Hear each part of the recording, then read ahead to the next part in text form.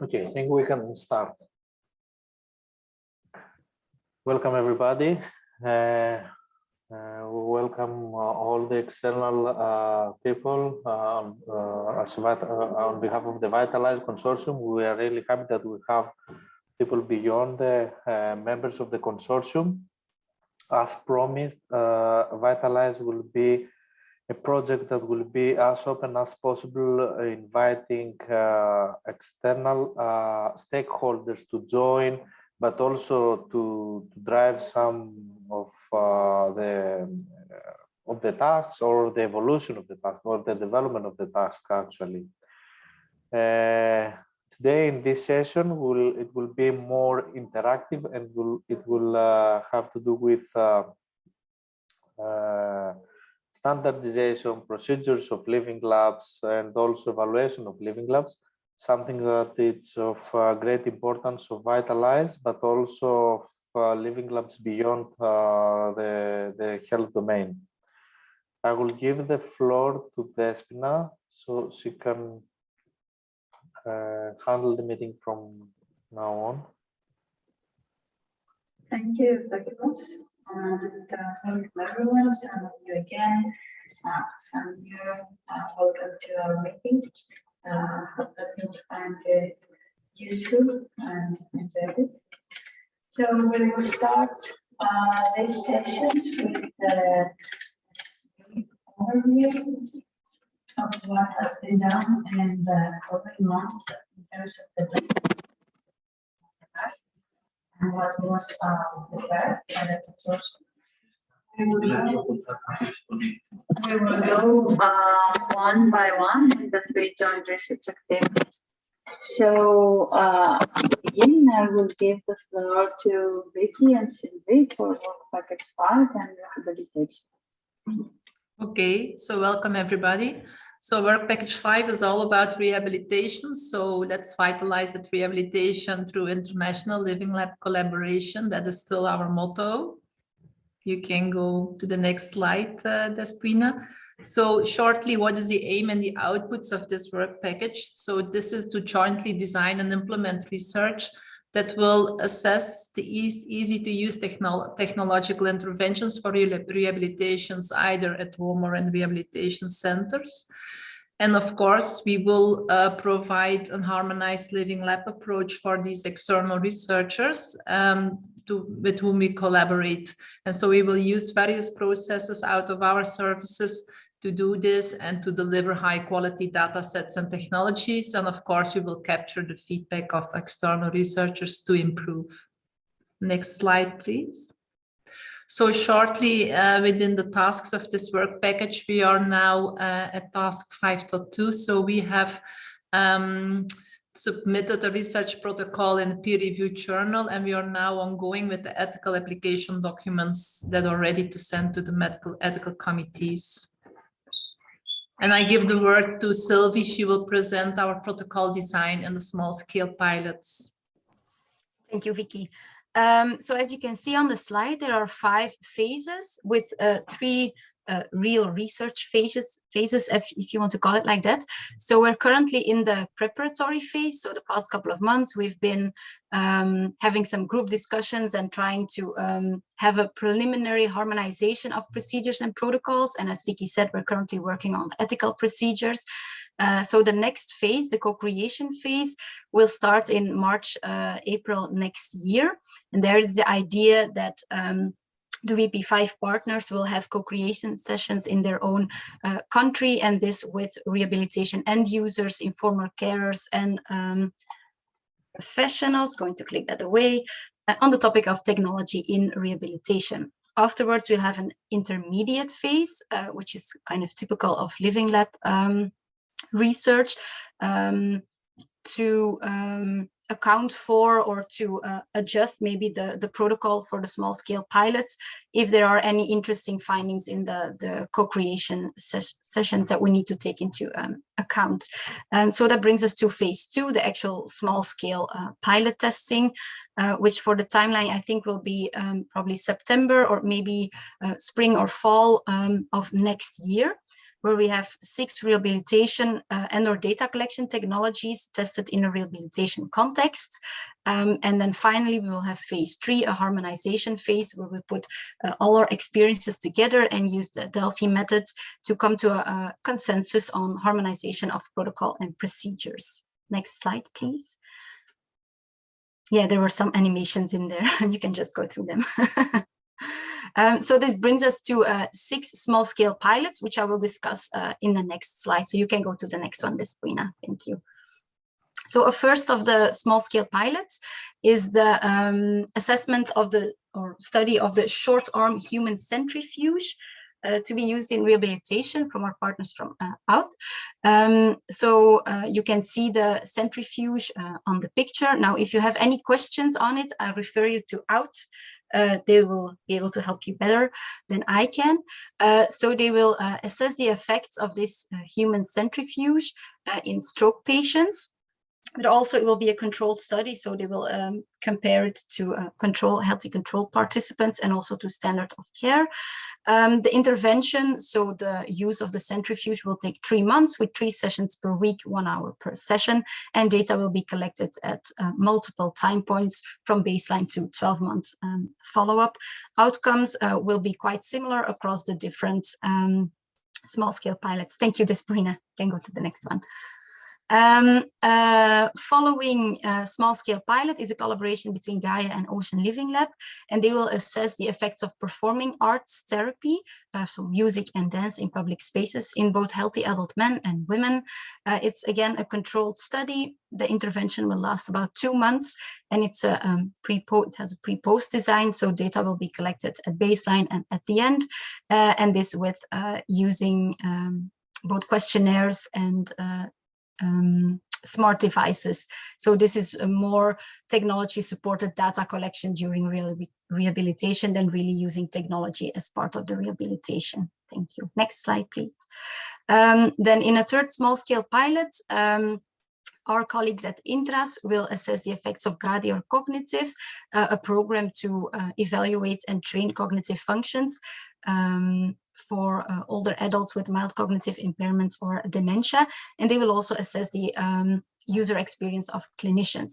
So it's again a pre-post design, and the intervention will be used approximately 4 to 6 months, 2 sessions per week, 30 minutes per session, and the outcomes are again user experience, quality of life, well-being, cognitive functioning. So these are quite similar across the different pilots. Next slide, please. This one is the one that we're working on, so a collaboration between LICALab and Mobilab in Care. We will assess the effects of VR mirror therapy as compared to regular mirror therapy, and this in stroke patients. We will also assess the user experience of clinicians who will be involved in the study and collect data at 4 time points: at baseline, after a single session, before the last session, and after the last session. And again, outcomes will be user experience, quality of life, well-being, and some extra ones relevant to this study. Next slide, please. Then our partners in Canada will assess the effects of teledance, and teledance is, thank you. Teledance is an intervention meant for stroke patients, and they will use dance video vignettes delivered via the OpenTerra platform as part of their rehabilitation. Both patients, clinicians, and relatives will be included in the study, and data will mainly be collected at the end of the study. And again, measures of usability, acceptability, feasibility, user experience. And then the final small-scale pilots, also from our partners in Canada, they will assess the effects of augmented gait training, and they will augment gait training or improve or try to improve gait training by means of 3 technologies, so biomechanics, haptics, and virtual reality, and this also for stroke patients. It's a pre-post design, this study. So data will collected at baseline, but also after the intervention and at a follow-up point. And outcomes, again, will be quality of life, well-being, user experience, and also some additional measures relevant for this study. So a lot of pilots that will use technology either for rehabilitation purposes itself or for data collection during rehabilitation. So looking forward to these results. Thank you very much, Sylvie, for this exciting such activities that you're coordinating. And going on in level 36, and the second research activity of VITALISE, did about transitional care. And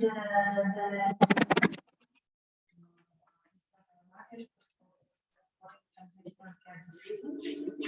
Notable for a transnational feasibility study. And I don't know if you can hear me well. I hope so. The objectives of this study are to evaluate the harmonized infrastructure for collecting digital biomarkers that will inform decisions. Sorry, Despoina, but we cannot hear you. well.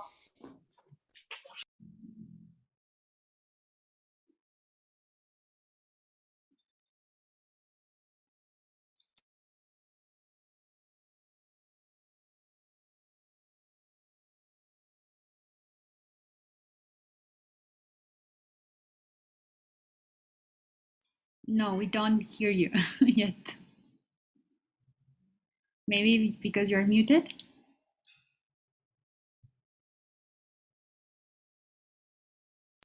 Is it any better now? Or no? At the beginning, yes. Later, it goes.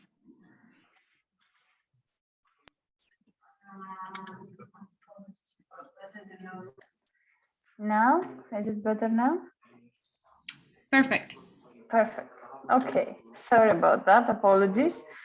So I was saying that the objectives of our study in transitional care is to test and evaluate the harmonized infrastructure for collecting these digital biomarkers from technology about transitional care, but is mainly to evaluate the feasibility of implementing all these ICT tools in clinical care, and maybe do an estimation of initial patterns of this data collected and how they can inform transitions, as we are not going for large-scale pilots.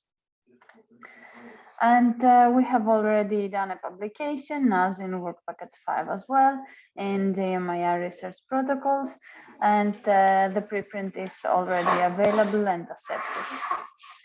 The implementation phases are more or less following the structure of Work Package 5 as well. So we have a co-creation phase that will go on first, and we may rerun if we need additional information to be gathered.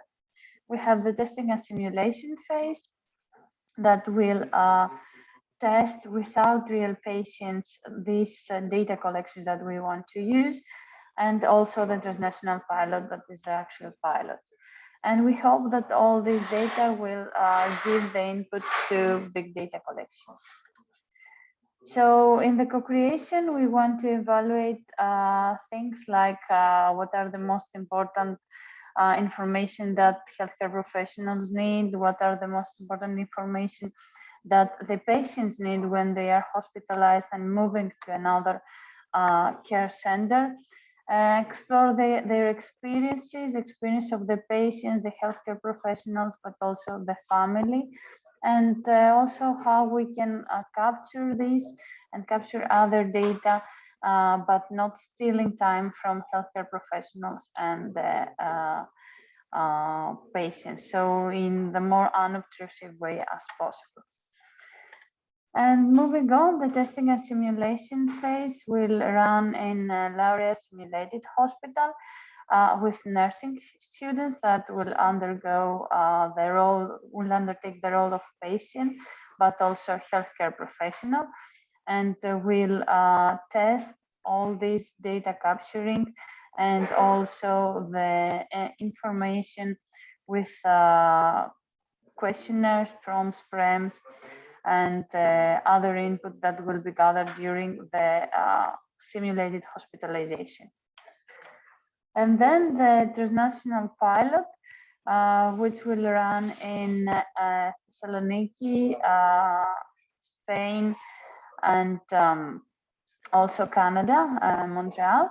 The phases that will be followed is the recruitment of the participants when they are inside the hospital, the evaluation by a clinician, but also the information provided by the patient himself. The data gathered digitally for the digital biomarkers during the hospitalization inside the living labs in the transitional care, but also some follow-ups that will be done when the person is transitioning to another care setting, but also follow-ups after 1 month, 3 months, and 6 months following the discharge. And the outcomes that we envisage to have are to assess all this feasibility of collecting this type of data in real-life clinical environments, but also to explore initial patterns in the data that will be gathered. As we said, this is not a large-scale pilot, so the small numbers of people do not allow us to have any statistical important information. So this is it for work package 6, and I will give the floor to Tem.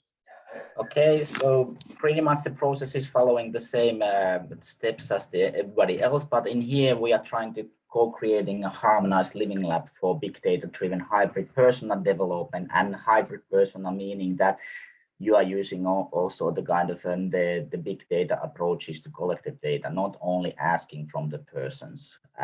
And it's aimed for protocol for co-creating, testing, and seeking the consensus between the players. Okay, please, next one.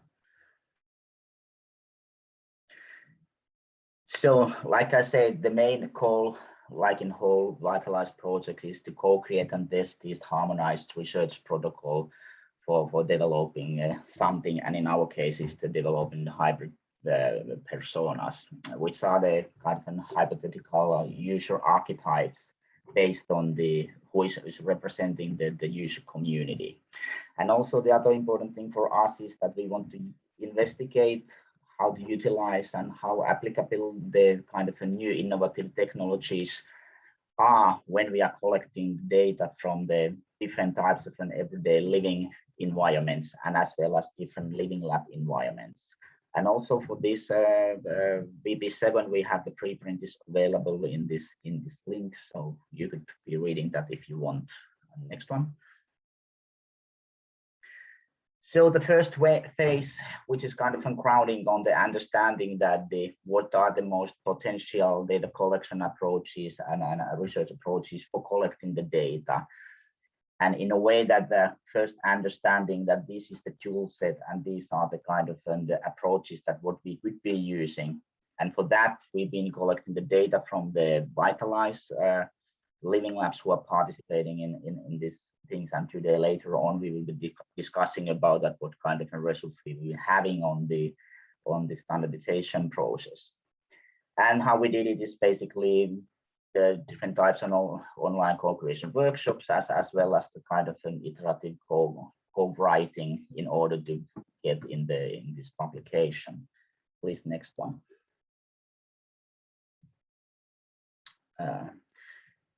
Then the actual thing what we do as a case studies, we will have 5 small case studies who are testing these different protocols in the different settings. And the idea is in here is to kind of utilize the data triangulation using different data sources, investigator triangulation using different investigators in different countries, theory triangulation using different theoretical approaches to understand the phenomenon, and as well as different methodological approaches, and collecting both quantitative and qualitative data. And the idea is that these 5 case studies will be generating big data, quantitative big data, while they are doing these case interventions by using different sensors or mobile phone applications. And the next one. And for our case studies, our first one is this kind of a combination on distributed living lab facility. So basically participants' homes, as well as virtual reality environments where you use mobile phone for coaching. They will have a week's training period, which helps to the person to maintain the social relationships and activities that could be risky when they are going to the withdrawal from the working life. And the interaction type over there is virtual coaching by the mobile phone. The second case study is a single-sided living lab facility. It's a smart home living lab environment equipped with the virtual reality environments, basically window-based software. And they will be doing a series of cognitive and physical exercises as well as the yoga exercises. And then using different approaches, banking game, virtual supermarket game, they are kind of measuring the different capacities and cognitive status of the persons. And as well as at the same time, the sensor technologies such as wristband sensors are using an EEG, are used to collect this kind of technological based big data. Case study 3 is also a single-sided living lab facility. It's a measurement laboratory, which also have different kinds of virtual reality environments. 2 weekly sessions, 30 minutes during the 8 weeks training period, which is focusing on physical and cognitive training. And they will be using the motion capture via kinetic. The case study 4 is a bit different. It's distributed facilities in the sports halls, nursing homes, outdoor training facilities, as well as using wearable sensors. It's the aim is to kind of develop comprehensive physical fitness evaluation, a protocol where you can go, you know, that all the adults will be going on a different measurement points, and after that we will understand what is the physical fitness level in comprehensive way. And then later on in Spain and Hungary, they will be playing football, and in Hungary in fitness training about 8 weeks and having the pre and post measurements for that, and also using the sensors. And the last one is the also distributed facilities in museums where the people are wearing different wearables and trackers. They go to museum, explore the museum environment while using these innovative technologies as part of them. So that's pretty much the cases, and the final phase is that kind of a cross-case study. So we try to understand throughout these 5 cases that what are the key challenges and critical success factors for developing this kind of big data-driven personas, data collection. And for that, we will be using semi-structured interviews as well as a series of workshops to understand that what is actually working.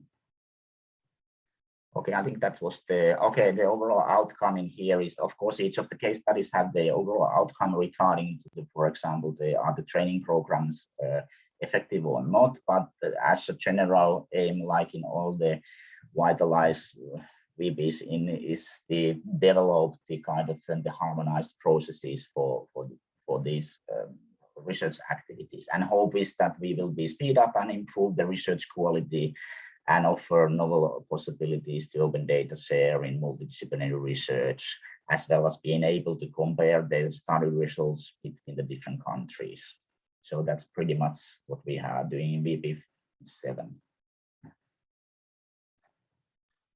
So thank you all for presenting these joint research activities. Let's hope that we will have some amazing collaboration, for which I am sure, and also some interesting results at the end. And now, in order to close the joint research activities sessions, we would like to give the floor to UPM and Bea and Gloria in order to briefly present us an idea that they have about task 6.2 actually that they are leading, but can be also applied to other the other 3 joint research activities implementation. Hello, good morning, everyone. Can you see my screen and hear me? Okay, thanks. First of all, thanks to the coordination of VITALISE for inviting us to present here our experience in piloting in different type of European projects. For instance, we have we have participated in 2 flagship projects involving between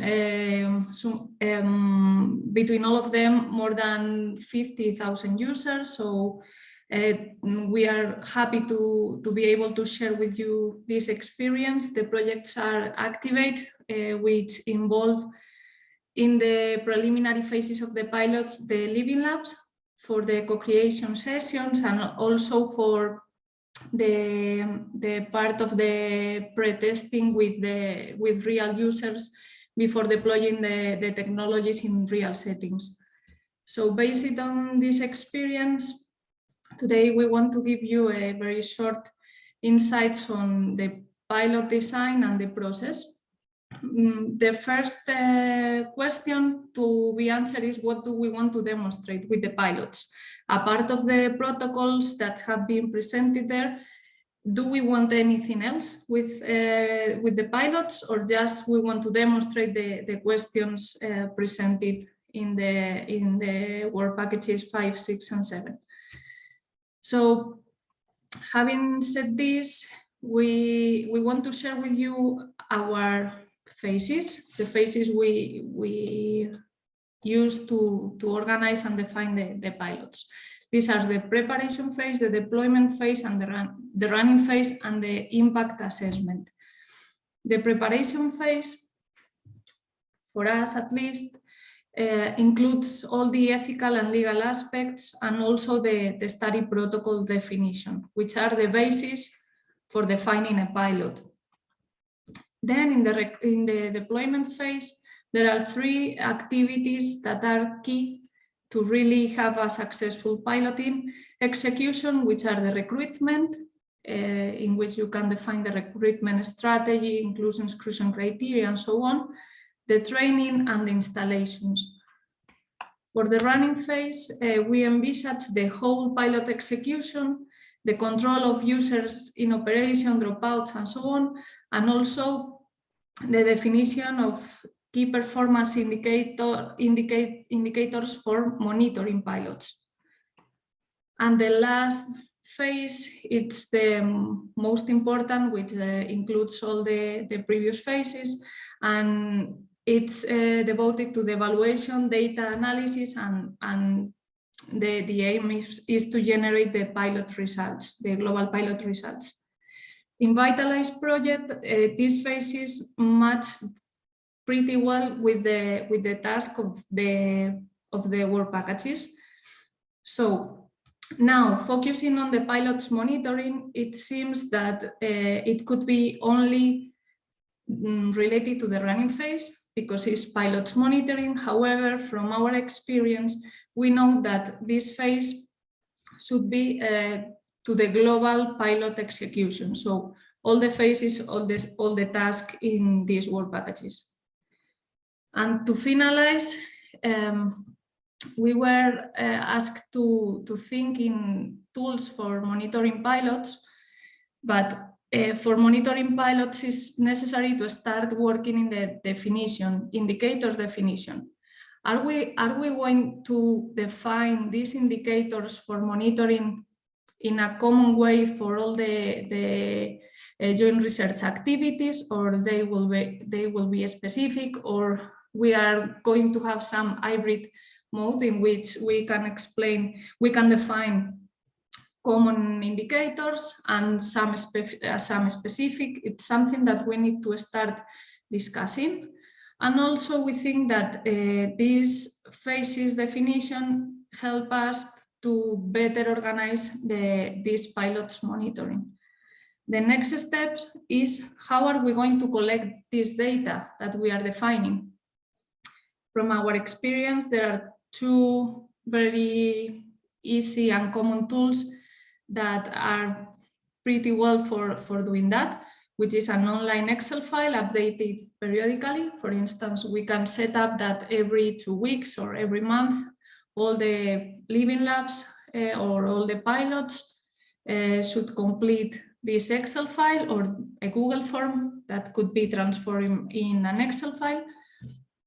And other tools can appear for doing that. And the last step is how we visualize this collected data. And here we want to propose different approach. The first one can be a PowerPoint, a very simple tool that is fed with the Excel files. But we can do a more, we can go a step forward. We could visualize this information in the VITALISE web page, because we are, as Evdokimos mentioned, we are as open as we can. And we think that it could be a good approach. And also we would like to mention that we use the Power BI Microsoft tool also for monitoring the large scale pilots. And it's a not too difficult tool, and it offers very good features and functionalities that can be useful to present the current status piloting pilot phase, let's say. But apart of that, how to monitor or control the pilot activities. To do that, apart of defining the monitoring tools, it's important that we set up a pilot plan at the beginning. Then we will have the continuous evaluation process, and then we can check if the results are as we expect. So following this iterative approach, the results can be successful. And that's all from our side. Thank you very much for listening us. Thank you very much, Gloria. And we can take 5 minutes from the next session to discuss any questions or comments for the joint research activities or for the monitoring of research activities, if there are any comments or questions.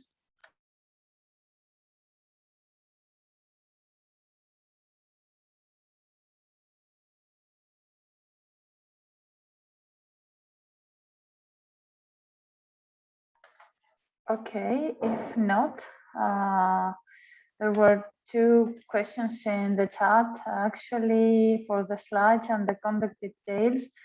The slides are already in Teams for the consortium, but we can share it in our website after that as well, along with the contact details, of course. So, let's move on. We are very, very happy that we are now starting the first harmonization body meeting today in this plenary meeting. So I will share again my screen to give you an overview of what we will do for this next 1 hour. The idea of this meeting is to gather the VITALISE consortium, of course, but all the people outside the consortium that are interested in designing together with us this harmonization methodology and harmonization outcomes for living labs. So designing what we call the living lab standards, let's say. And today we will present you the harmonization methodology as has been structured by the VITALISE consortium in the first standard version that we have. This methodology will be continuously improved, and we hope that it will inspire later on other groups of living labs to define harmonization procedures, because VITALISE is dealing with health domain living labs, but there are a lot of other domains. We will present the conceptual overview of these standards and of the living lab management system that we envisage. And also we want to launch the wiki page for living lab harmonization, and then discuss together some real-time testing and the structure that we are proposing for these services. So I will give the floor to my colleague Celia in order to present the harmonization methodology, and then we can continue the discussion. Yes, thank you, Despoina. I will share my screen. Can you see it? Perfect. Okay, hello everyone. I'm Celia from AUTH. We were thinking of starting this harmonization body meeting by presenting briefly and discussing about the VITALISE harmonization process and the several steps that will be followed during this dynamic procedure. So to begin with, the VITALISE proposed methodology for harmonization is based on a modified version of the PDCA-PDSA methodology, which is about planning, doing, checking, or planning, doing, studying, and acting, combined with principles and ideas from the Agile development cycle. So as you can see here, at this schematic depiction of the methodology steps, the first phase before entering the cycle is about the state of the art. The second is the co-creation. The third one is the consensus. The fourth, the approval process, and then follows the implementation in the phase of revision and adjustments. We can start seeing them briefly one by one. During the first phase, the state of the art, which is depicted with the first linear, practically is the one performed in task 2.1, and it consists of 3 sub-steps: the common database that was created, the harmonization body meeting, and the interviews which were conducted with each one of the living labs. So we could say that this is the phase for identifying the initial status, and for that reason, all living labs participated in data collection by providing information about their tools, their services, methods, use cases, etc., along with their interpretation. This led to the creation of an initial common database, which was then discussed and analyzed during the first harmonization body meeting, and afterwards during the interviews with each one of the living labs. The second step is the co-creation process, the aim of which was to initially conduct a study and a qualitative analysis of all the information provided by the living labs, as we have already done so far, in order to obtain, of course, an understanding about the current status and the performance in general. And then in the next iteration, the goal is to explore and identify new procedures that have not been mapped before and do not appear in any of the previous standard versions, and also in order to identify changes on the existing standard versions that will increase the KPIs. The outcome of this step at the next iterations will be an updated living lab services, procedure and methods list, along with the additions of unmapped items. The third step is about the consensus process, which aims to result in an agreement over the harmonization process among the members of the body, but also among the members of the board.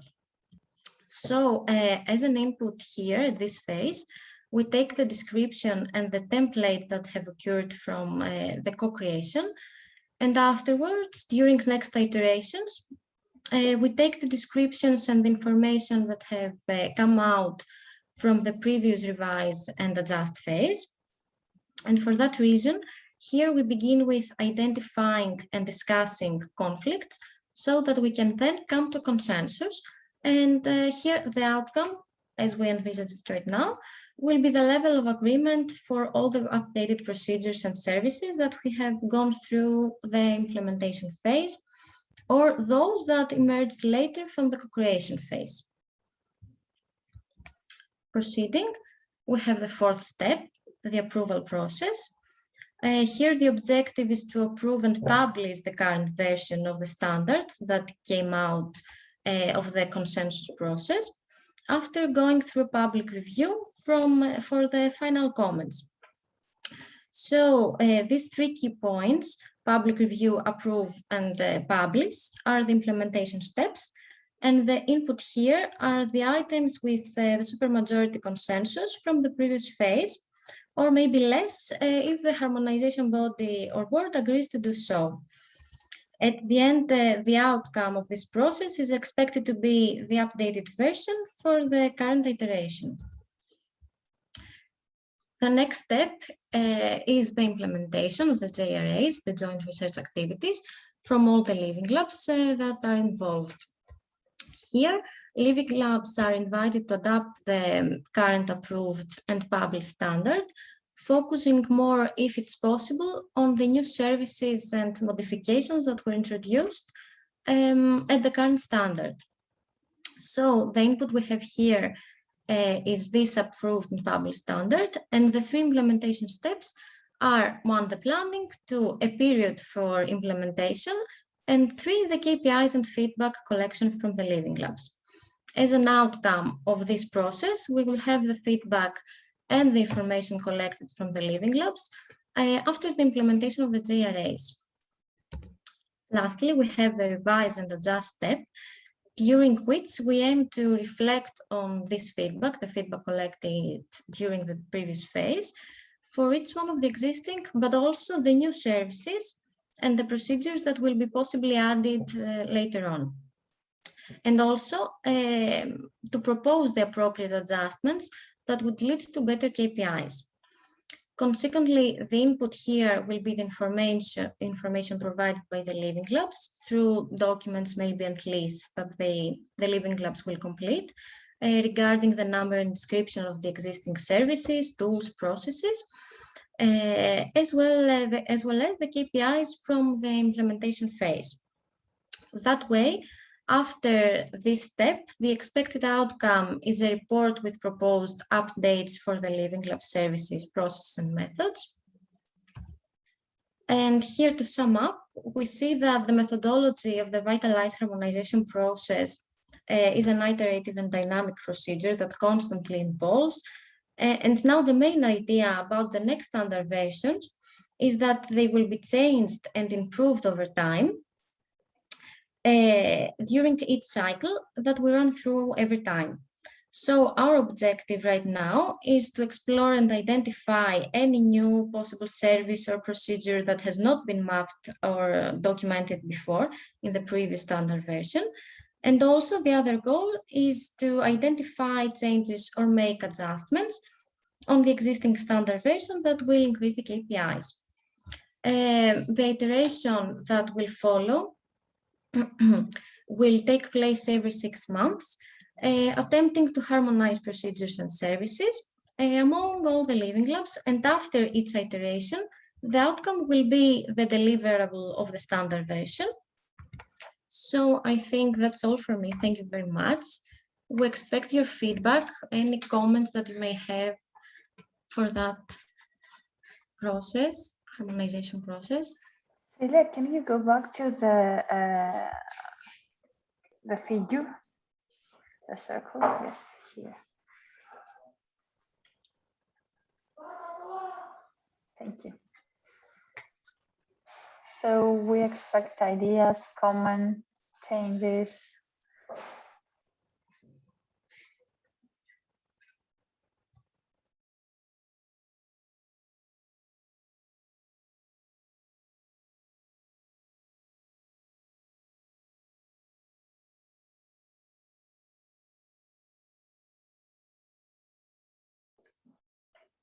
Is there anything that might not be clear to you? Or, for example, for me, not every step is clear yet.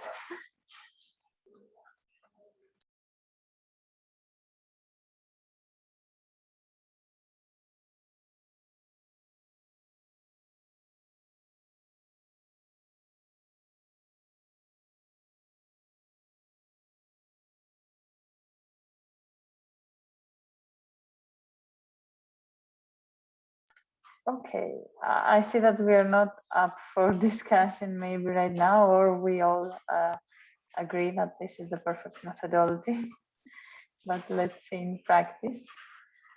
In any case, if you don't have any comments, let's go, let's continue.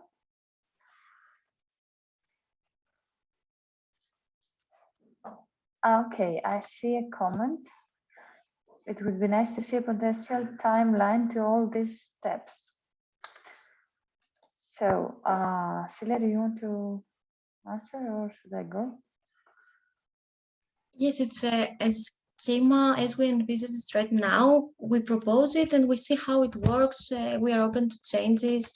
Maybe some things will not function and then we can adjust and then see them how it works again. It's just an initial overview. And this schema, this actually circle, is supposed to be repeated every 6 months. So every 6 months we have a deliverable that is the next standard version. And in order to come to this, we envisage to go through all these steps. So every 6 months. So imagine each step that will last about 1 month, let's say. All the steps of the circle and not from the linear process in the beginning. Yes.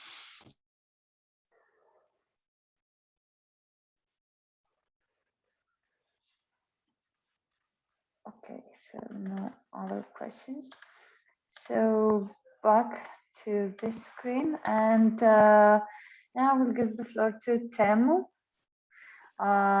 to give you an overview of the conceptual living lab management system that we envisage, and of course we would like also your views on that.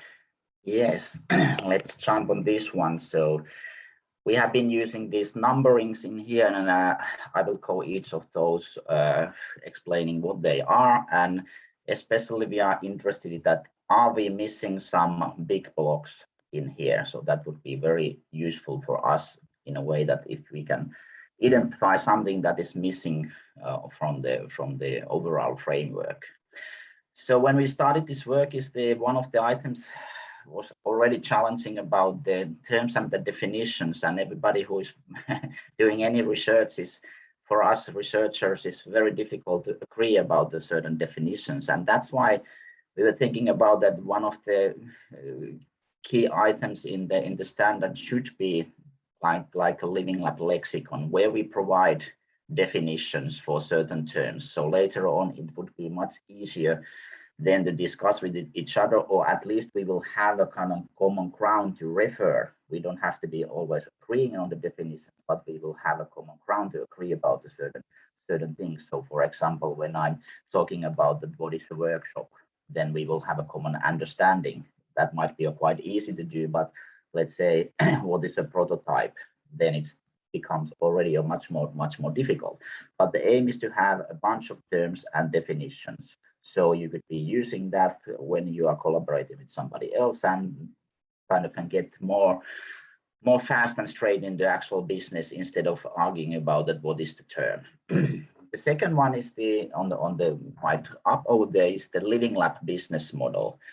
So idea for that section is basically based on the product validation in health projects, where we kind of identified about like 101 different attributes for the living lab business model. So it's basically based on the business model canvas, and under each canvas key item we will have a different attributes, and depending on is that attribute important for living lab or not. So, and the idea in here is, of course, now we have mainly data from the health and well-being living labs, because that was also kind of updated while we were doing the first kind of the state-of-the-art evaluation. But if you think about living lab standard, which is covering all the different fields of the living labs, so we are definitely missing the business model attributes from those different disciplines. Like, for example, if living lab is focusing on the circular economy items, their partnerships are totally different, probably comparing to the somebody who is working in the healthcare sector. The idea is to have a comprehensive list of the attributes, and in a way then we could be quantifying the living lab business models throughout the attributes. So that would be giving a better idea that which of the living labs are similar or different or whatever. It would be helping you to identify that, okay, those living labs will have those, let's say, those partners or those channels or those customers. And if you don't have that, it might be unhelpful for you to use also as a tool to kind of develop your own business model.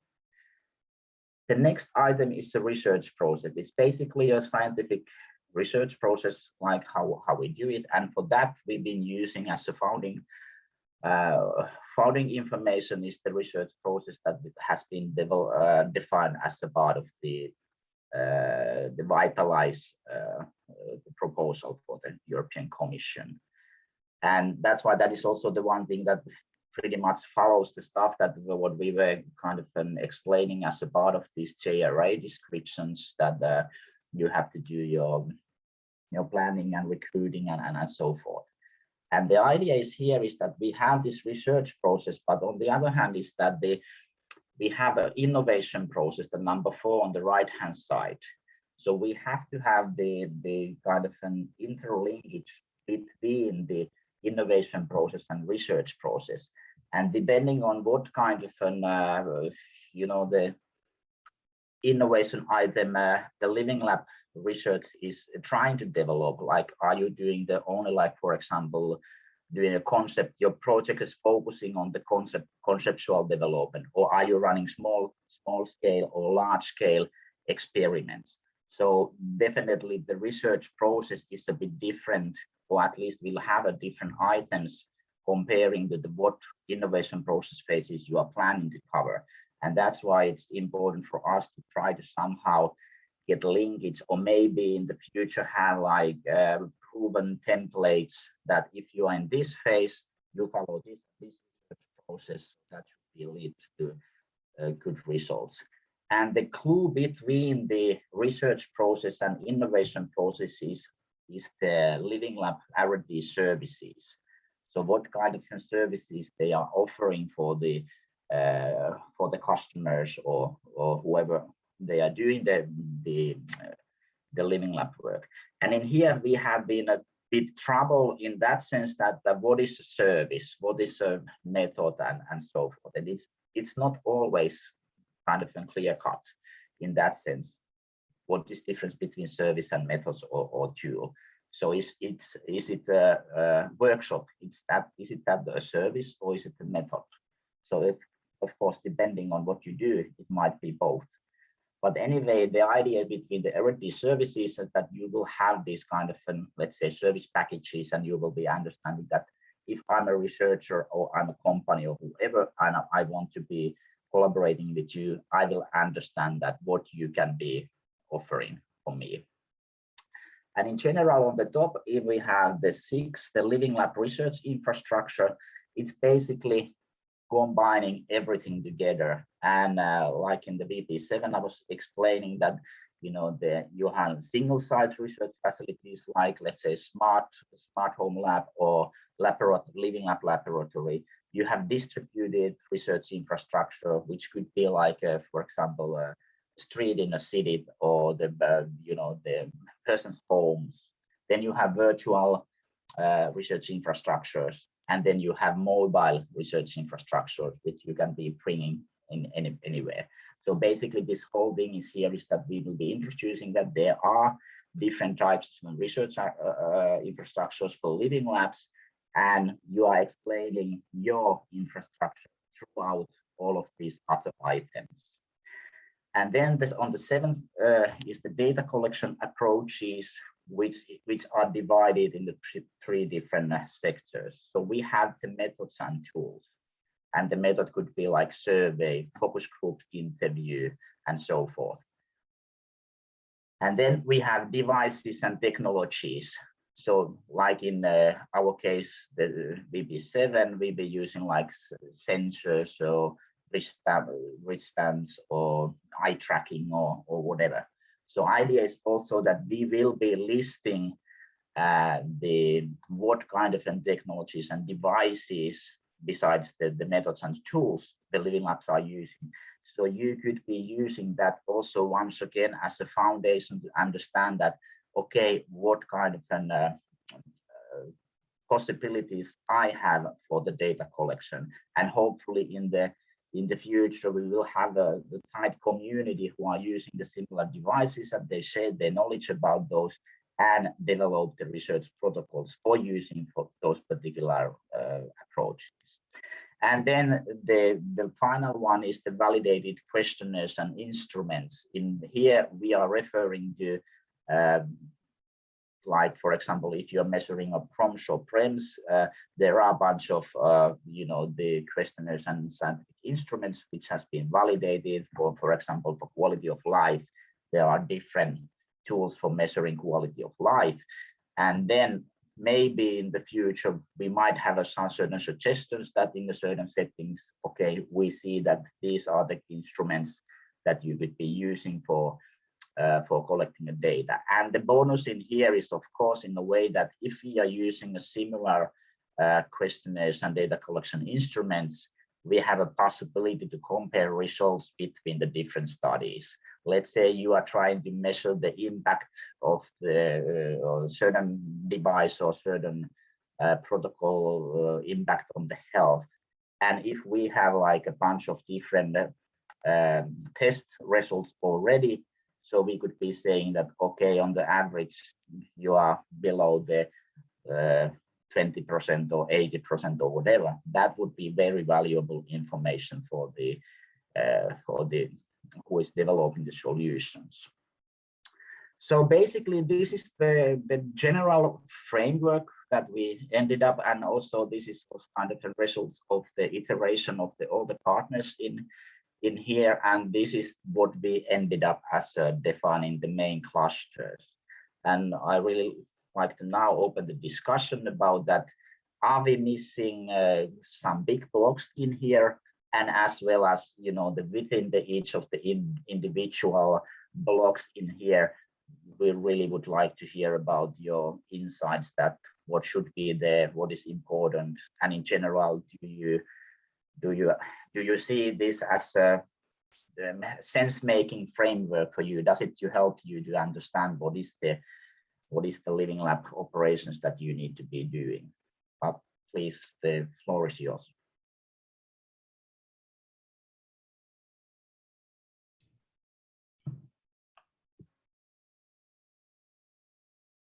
Teemu, I just wanted to add something, because you were speaking about the business model canvas also, huh?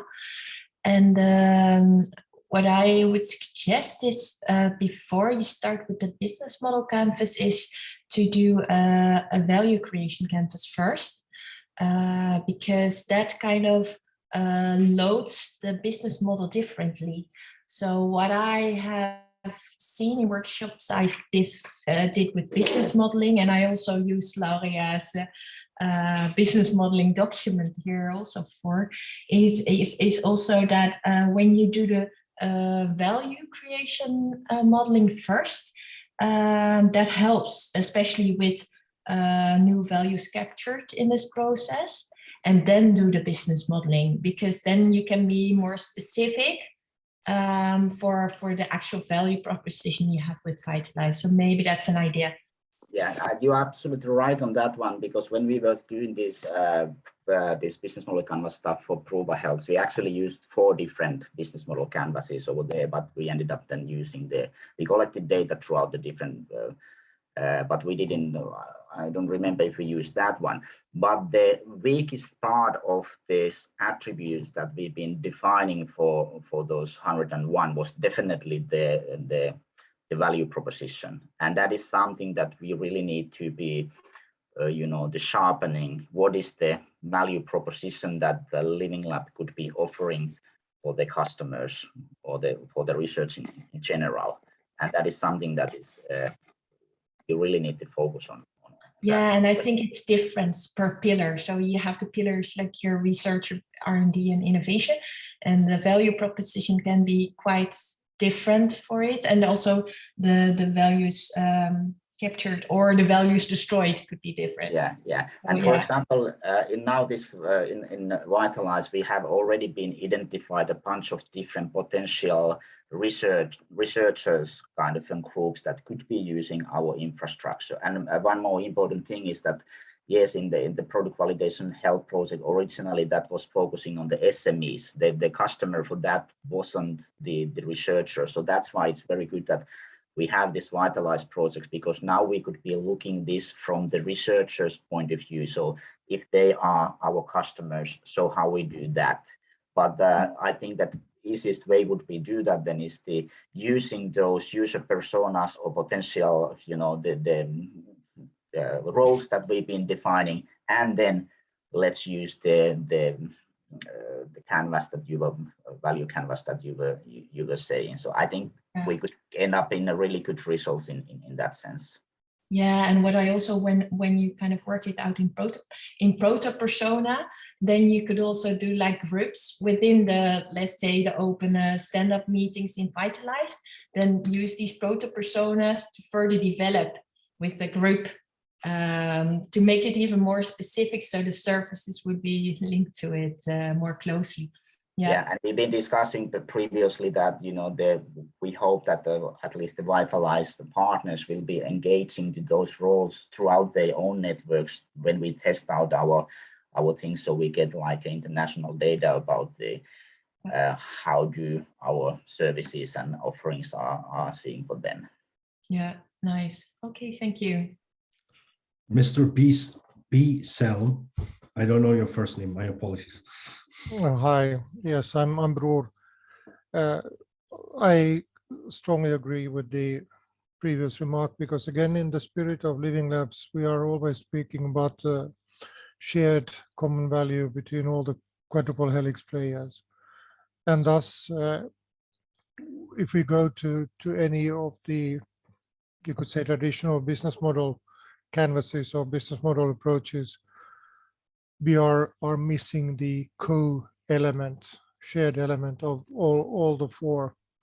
So again, I really would highlight here the shared value canvas instead of the traditional business model canvas approach. We really need to look at more carefully on how value is created to all of the players in the Living Lab environment. Yeah, thank you for the comment. So that's something definitely that we need to do, and we just have to put that on the timeline. Maybe but I don't think that today we are planning deciding that when we do it, but that's definitely on the map. And maybe if we are hurry, we can get that results on the next iteration. If not, definitely for the third one. Well, my comment is really that it's a fundamental thing. It is something which is determining the character of the whole project, and that's why it's not just something which you can leave on a later stage, or I would say just dilute. It's in the core. If you are looking at the Living Labs methodology as such, and that is what I know you have experience about, but really dig deeper into that than you are now doing here now. That's my, well, rather strong personal opinion. Yep. Anybody else commenting? The more critics we get, so better we will come. So please be hard on us. There are some comments in the chat. I don't know if people want to speak or if I go and read them. So what I wrote in the chat is that at the Eindhoven University, we have done indeed some work on alternatives to the classical canvas, which are more service-oriented and co-creation oriented. The work that I've shared in the chat is based on workshops with various industrial partners from multiple domains, but for example, from the mobility domain. And I happily bring you in touch with the principal investigators of such projects, because indeed those, let's say, frameworks can also be applied then in the more societally oriented projects that we happen to be in the health setting. Yeah. So we are looking forward to reading the research that you proposed. So, and gladly to invite you to join our work. Great.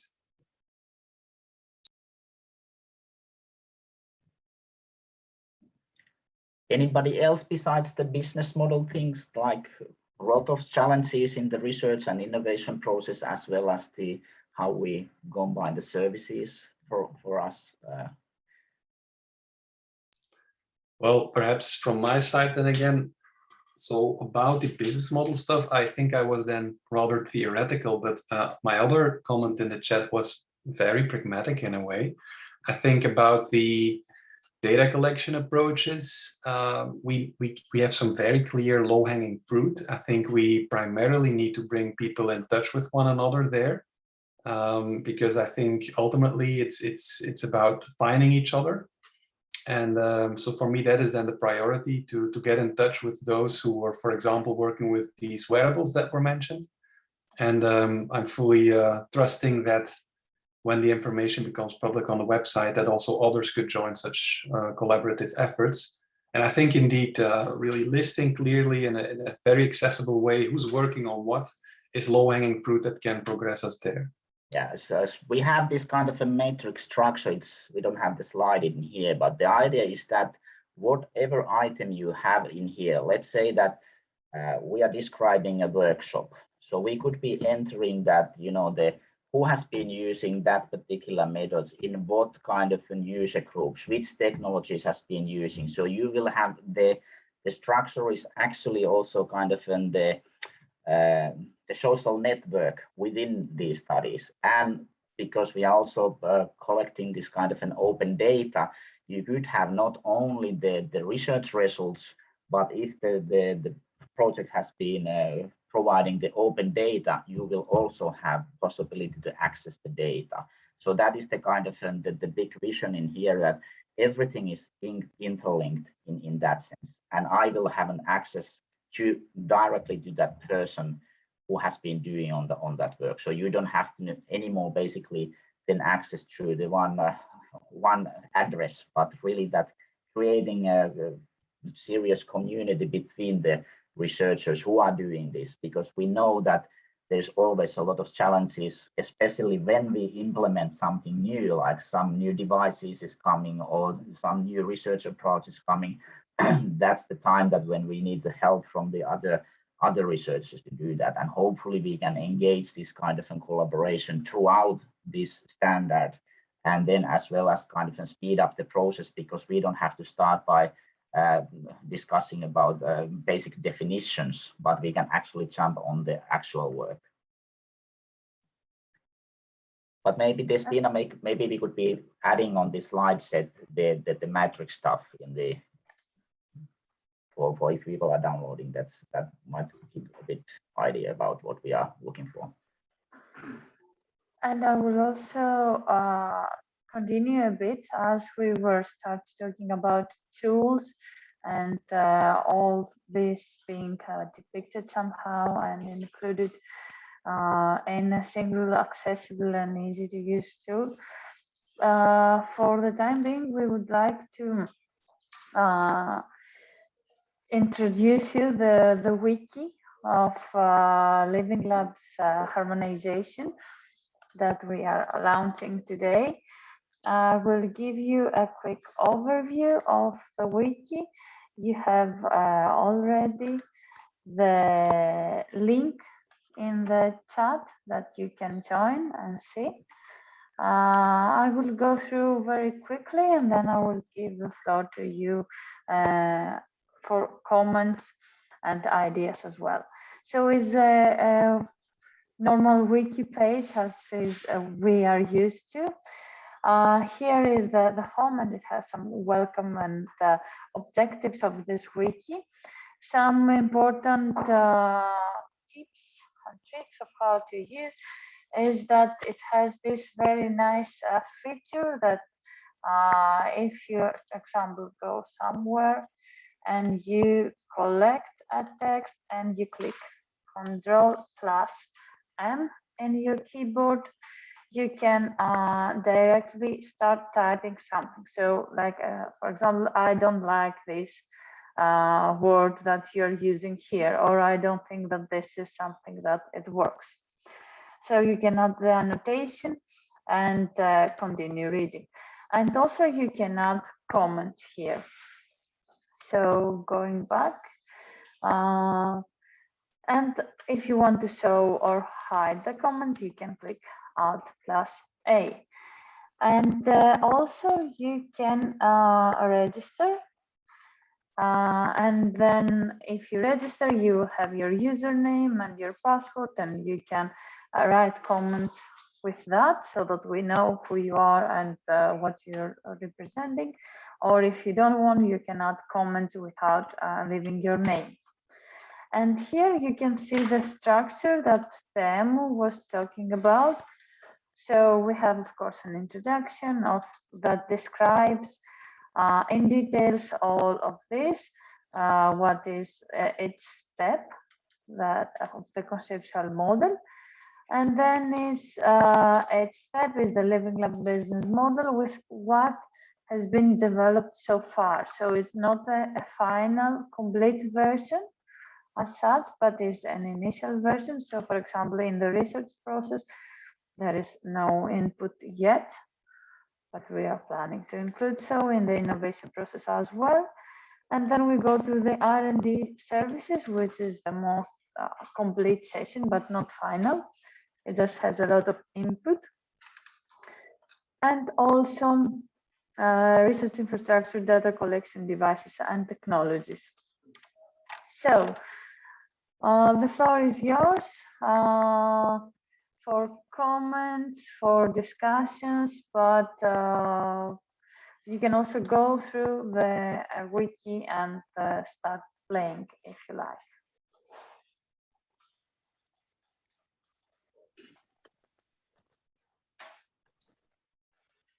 We expect at the beginning general comments of the wiki. How does it look like? Does it sound like a good idea, a bad idea?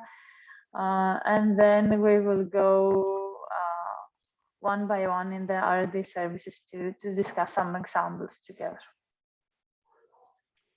I was wondering, is there like a common approach? Is it just like open feedback for the text, or does it need like certain elements or a certain length, or yeah, there's no that could be good, like to have some guidelines on the section for it to be even, or will you do the final editing?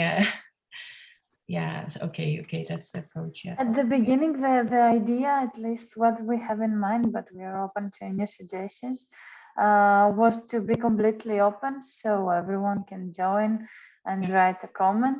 Of course, this has risks that they might start writing things that are not.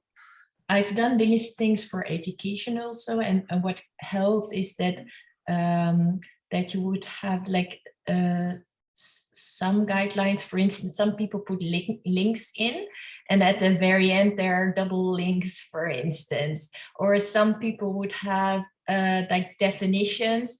Other would, so main definitions like well, Living Lab is obvious, but in some cases multiple terms were used. So yeah, that could render more editing work. So maybe we could think about a bit some consensus on like basic things that will help the writing. And then I think some things here are also linked to work packages. So this is also, I think, good that the work package, if there's a work package meeting, that they would take it up as an agenda just to have a look at it. And let's say, let's work for 10 minutes on this section together. And then you will have more results, I think. Yeah, coming back to the terms. So basically, I think it should be working in a way that, because we will have in here the lexicon, the definition for certain terms. And then we try to agree on, let's say, workshop is a workshop, and that's it. And whenever we are referring that type of thing, we should be using that. But also we could have like an alternative terms, which we know that people are using, but in most cases, Wiki is working in a way that it says that, okay, go to this and that page to see the, conflicts in here. And in general, might be also kind of a good idea in here that what are the conflicts in here, or do we have a big conflict? So we might have to discuss about that, how we are managing that. If we have a bunch of different comments in here, that how we deal with that, or do we have like a editorial work where we say that for this we will have conflict on this topic at the moment, and please, we need your help to sort it out, this conflict. But like you said, we are just planning to how we are actually going to be operating. Yeah, and I think it could be like a really interesting learning curve, as you say, because these conflicts are things that are unclear in a consortium maybe, or it could really give a spin-off to further definition or sharpening our ideas. Temu and Despoina, may I ask something? I'm Sofia Senguli from Servais. So if I understood well, this wiki page is open to modifications, or if we have any suggestion, we have to refer it at you first. No, it's we just have a discussion this morning about that. We would like to start in a way that is fully open for anybody to do anything. And if we end up in trouble later on having content that is like somebody trying to destroy things or whatever, then we have to be refiguring out. But the idea really was at the first stage that fully following the principles of the VITALISE project as open as possible. And in here, the idea was really that anybody can do, anything in here. Yes, because I know that I believe that being open means that it provides creativeness. But I agree with Daniele that editing should have some limitations. We could not add anything without permission. I don't know. If I can comment on this, actually, Sophia, it's open for suggestions or annotations. And then the idea is that we collect all the annotations, the suggestions, and we, as you said, it cannot be completely open because then it might be a mess. So actually, I'm not asking. I'm saying my opinion. No, okay. you are right. You're right, and we have the same. Actually, it's open for everyone to read, for everyone to annotate, to comment, but not to change. So every 6 months, the harmonization body and the board will collect everything, will analyze, will decide what makes sense, actually what has been annotated many times, and then we will edit this. And the last question from me. Is these modifications concern only the depth of details or also the structure? I mean, the menu and the left side of the page, because I think that most of us could propose other ordering. You mean the order or the new items? Yes, exactly. And also maybe editing of the existing ones. Yeah. So that's the main point that like Evdokimos was saying, that we're collecting the inputs and then following the procedures that the acceptance and the cycle procedure, and then redo the text based on what we have.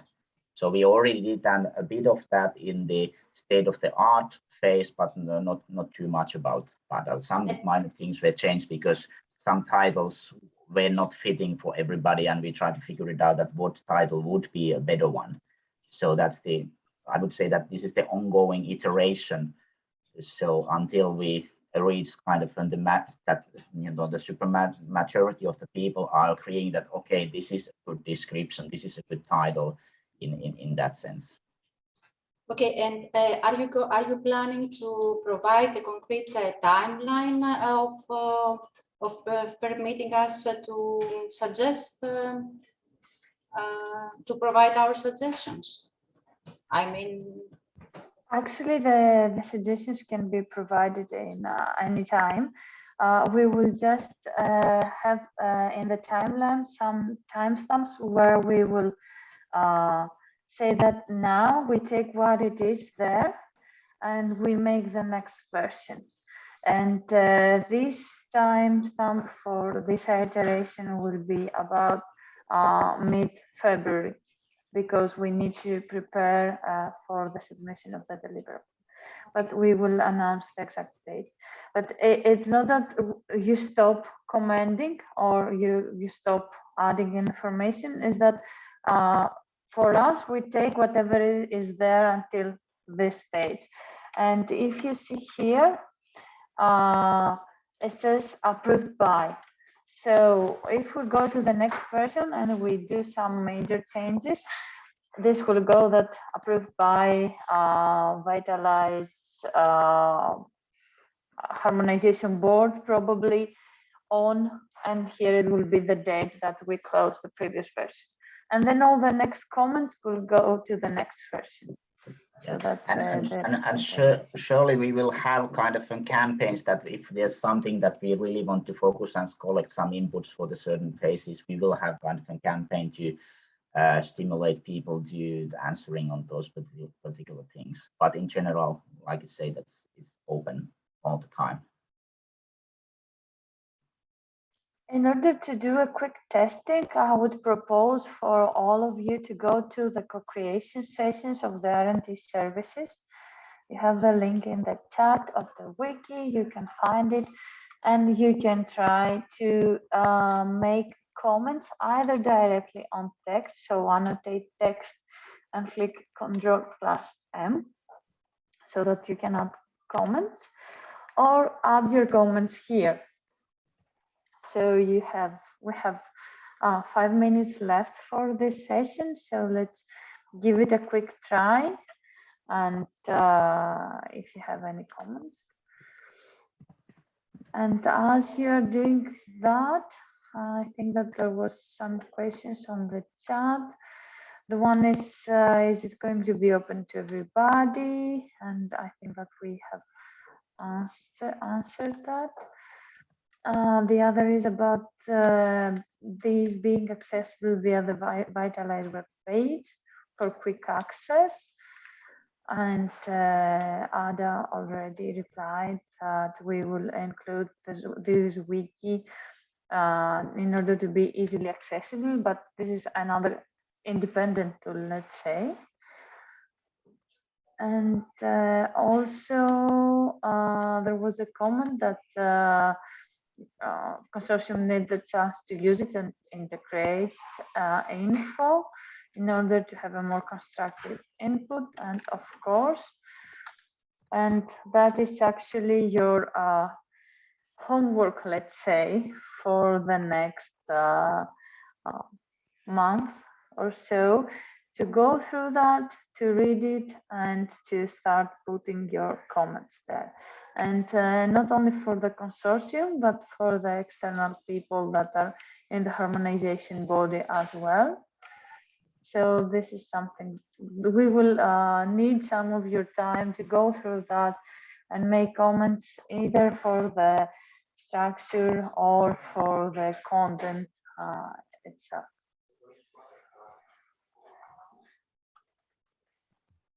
So please give it a try with the comments and let us know.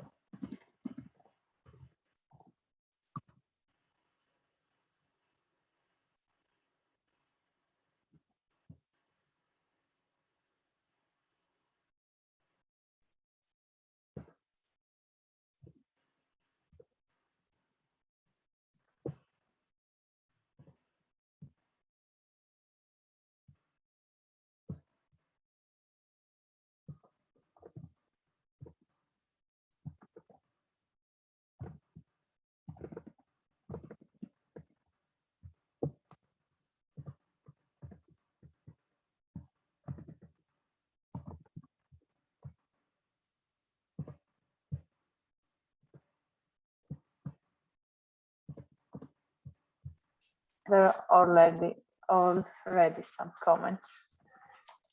I need to refresh for others to show.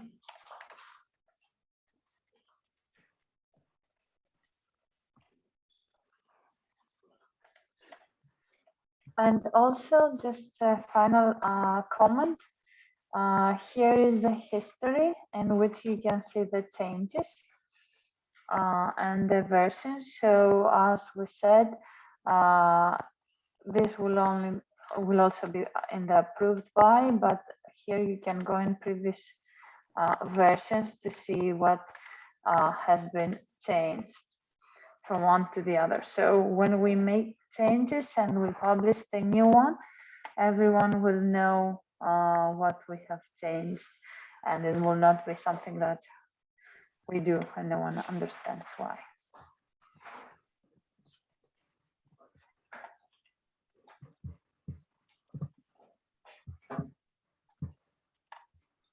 So if there are no further comments or questions,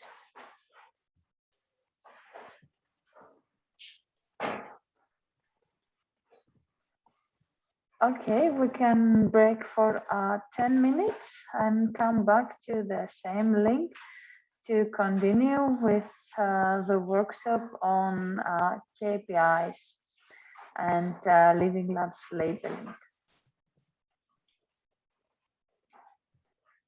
Thank you all. See you in 10 minutes.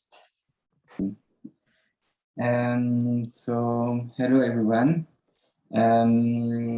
The objective this afternoon is to present you the state of progress of our exchanges in this work package, and more precisely on this task, which is establishment of evaluation process and tools. So we will present you how we think to apply this task for the project based on what was initially proposed when was submitting the project, and which was a bit presented by Celia just before.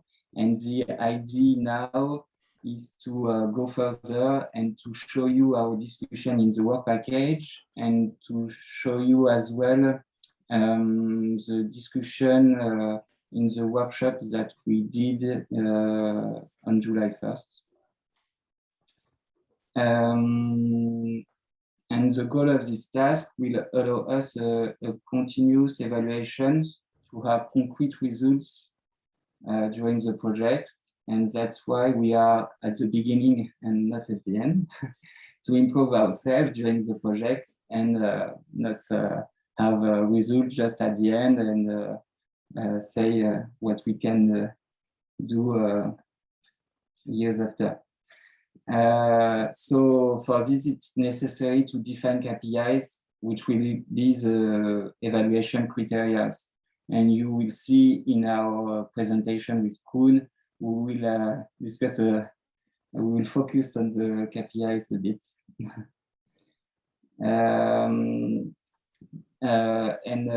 It's a real challenge to have smart KPIs, so smart for specific, measurable, attainable, realistic, and timely, that reflect the activity of the project and the structures, because it's not really easy to evaluate, for example, qualitative things. So it's, yes, we are between evaluate quantitative and qualitative criteria. Yes, so you know now this schema. Celia showed it just before, but what I was just saying before, the idea now is to be is to go a bit further during this in these 5 steps, and to develop how we think, how we will manage these different steps. As you see, the first linear path is the one performed by Timu in the task 2.1, which is analysis of living lab existing processes and services, and which has already started. Okay. So the evaluation process within the VITALISE project will be existing of expert evaluation of research infrastructure and living labs, and also self-assessment by the research infrastructure and living labs. We took the part of carrying out these two evaluations, internal and external, in order to have the best possible vision of the structures. So it's really a choice that we decide. Koen, if you want to comment. It's always, it's also to match qualitative and quantitative, because if you make a self-assessment, there is a less qualitative method to collect data than doing interviews or another type of expert evaluation. Thank you. And based also on the overall evaluation principle of the ENoLL network, and we hope we will be pushed a little further this this evaluation with the help of your feedbacks on this project. So the idea is to improve ourselves thanks to VITALISE project. Mm. And so yes, this is the points, and constructed in a flexible way. So you will see, you will be invited to work with us on this subject. And as you see, the last point, supported by KPIs to fit the self-assessment and the evaluations. So now the idea is to go to the 5 points and to develop these points and to give you an idea on the how we'll do exactly. So you in the presentation you have 2 parts. You have the initial proposal, and after our plan of action, which is the improvements of the initial proposal. And in this stage, so it's to have a clear look on what we have in front of us.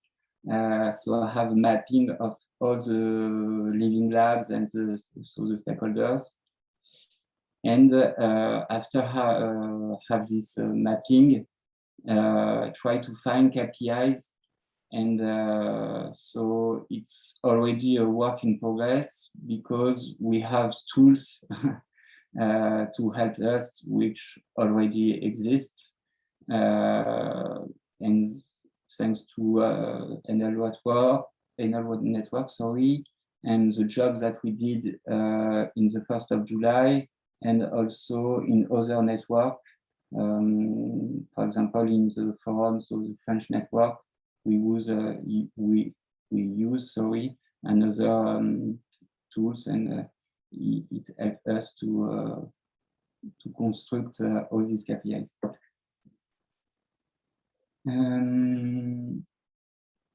The second step is the study.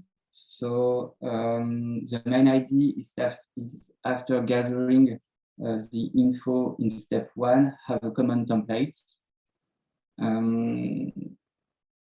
But it's not so easy, and this results, if it's a clear result and used by all, it will be a real success factor of the project, because we will have a common language, and that's one of our main goals in VITALISE. And so to have a common language, we have to find common KPIs and common criteria. Yes, and here comes your lexicon again as well at Timo, because every criteria will have to have a scoring table, and every scoring table will have to start from the same glossary or lexicon, which you were mentioning earlier in your presentation, to have a common understanding about what we are talking about. Sorry, David, continue. No, thank you for your comments. So step 3, consensus. So it was in the proposal. We know to have a common language, common lexic, and other things. It's not that easy, and maybe all the stakeholders will not be agree. So there is a step on how we manage this thing, and we to help us, we have 3 groups who can help us to have this consensus.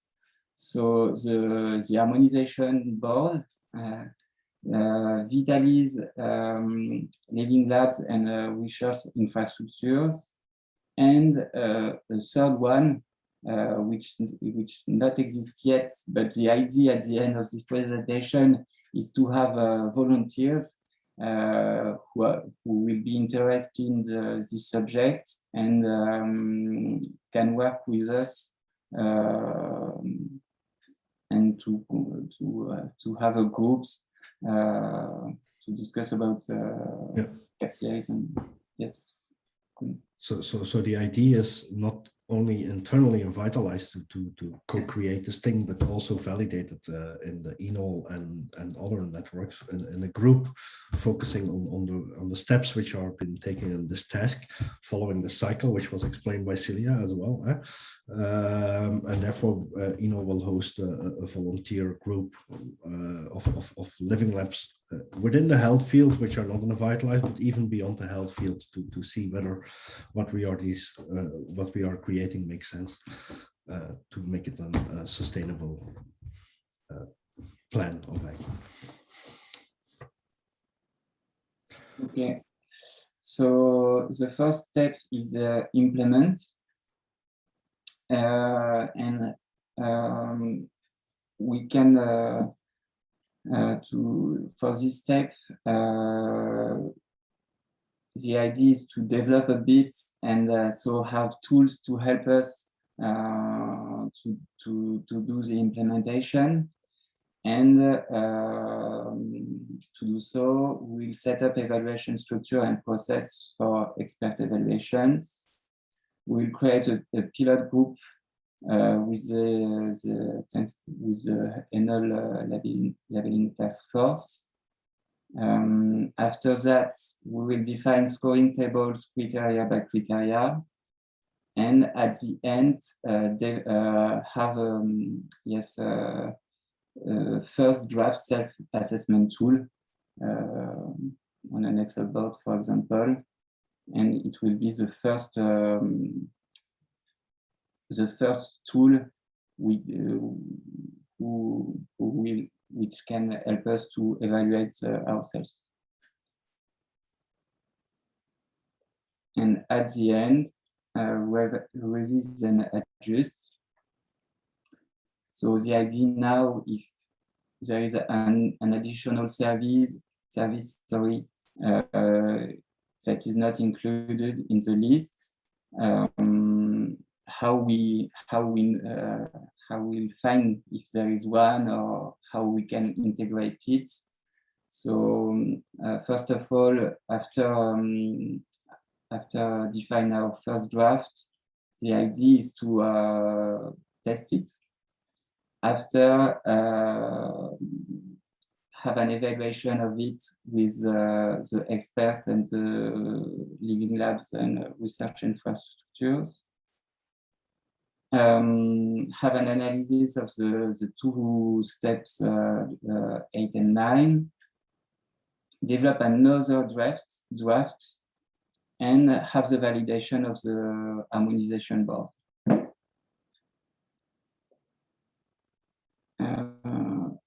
It's not working.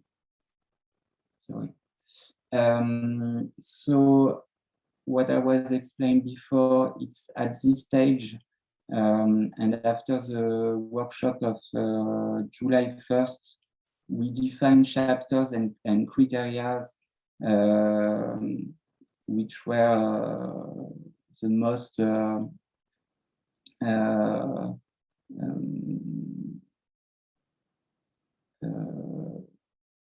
interest, which sorry, I don't find my word in English.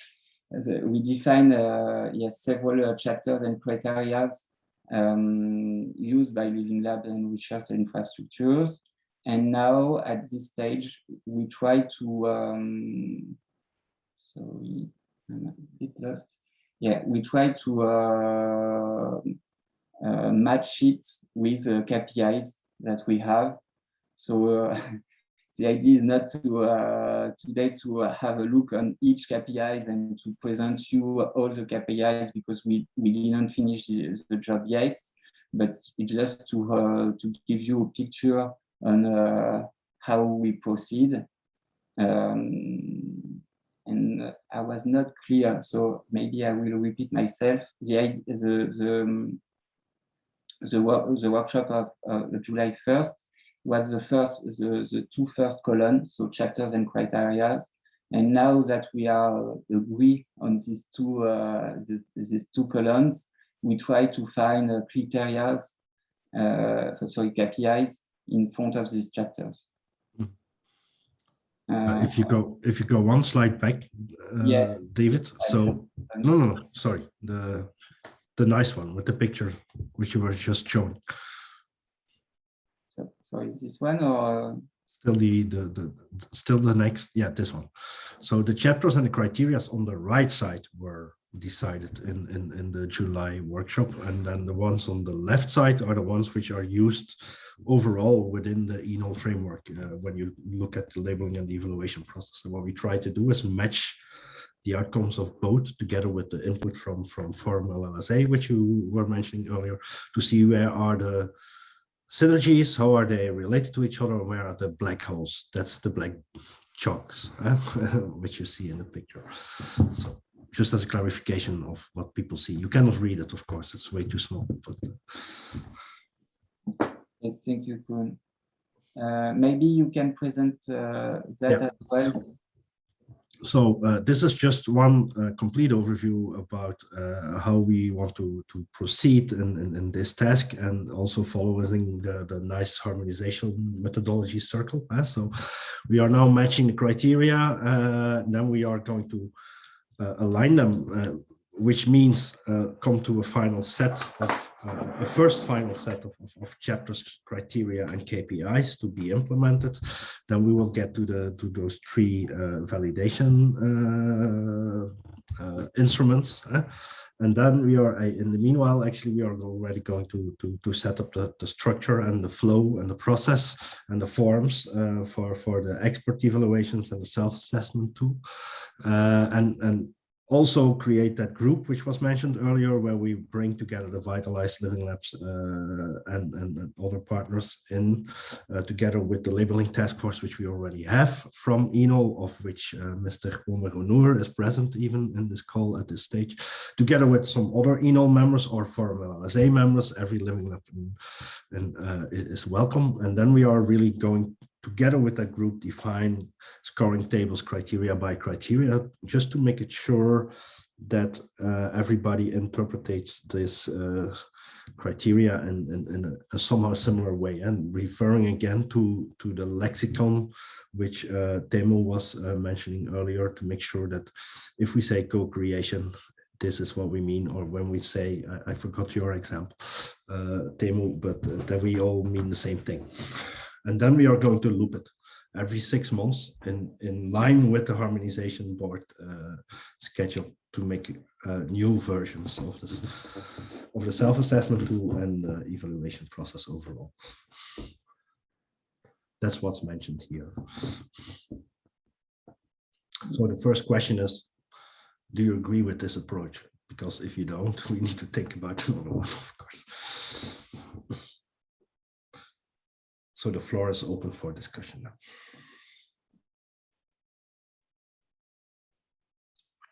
Thanks a lot for the many preparations. I think this is a very nice basis. And overall, of course, this slide makes a lot of sense to me in terms of the plan of action. I have a few thoughts in relation to also the sheet that Koen wanted to see, the one with the draft KPIs. Perhaps we can look again at that slide. Can you? Yes. Yeah, this one.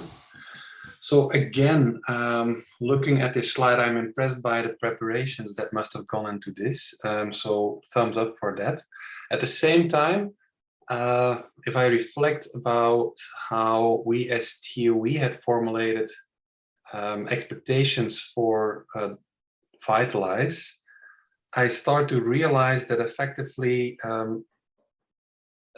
probably there are two different types of living labs that may want to go with completely different sets of KPIs. Perhaps the one is can use a subset of the KPIs used by the other type. And let me clarify a bit what I'm thinking of then. So I'm thinking on the one hand, we have living labs managed by the typical business incubation firms or accelerators, organizations like that. And then I think many universities have their living labs.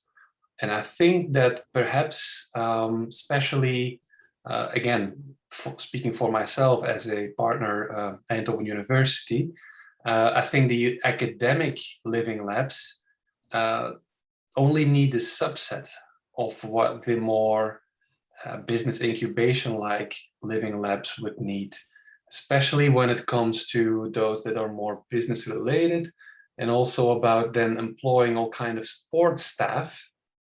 These are very important, I agree, for, say, the more industrialized living labs, but I guess not so much for the university. So, and that reminded me of efforts that have been made to agree on certain standard processes, standard KPIs, and so on for project management, if you wish. So I'm thinking about efforts that were done in the capability and maturity model, and so on.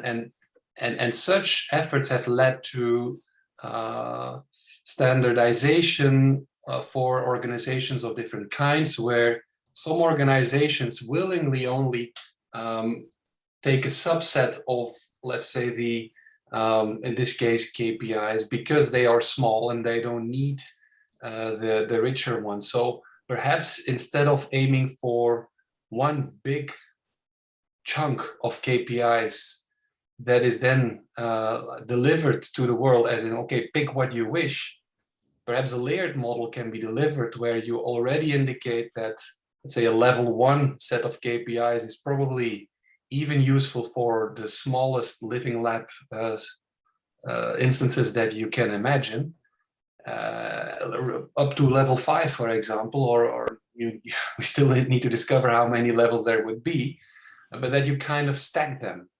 So that's an idea that I got when I saw all of this.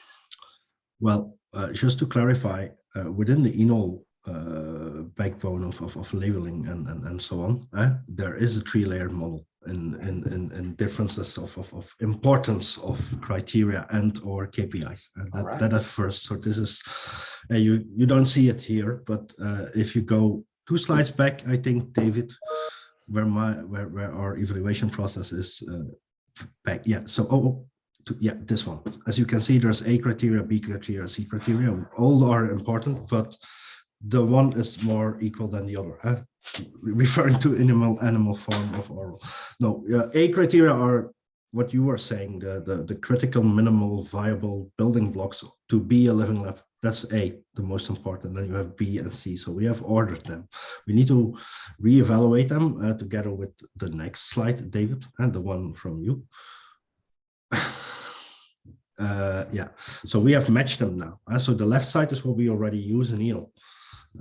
Overall, referring to what you were saying earlier, we can have endless discussions, but I think university living labs should fit the same 6 common building blocks as any other type of living lab, which this is in the world. You need some standardization, it's part of our thing as well. But indeed, as we mentioned on one of our first slides as well, whatever we are building here should be built in a flexible way to serve different types and different areas of work. And by different areas of work, I was mainly looking at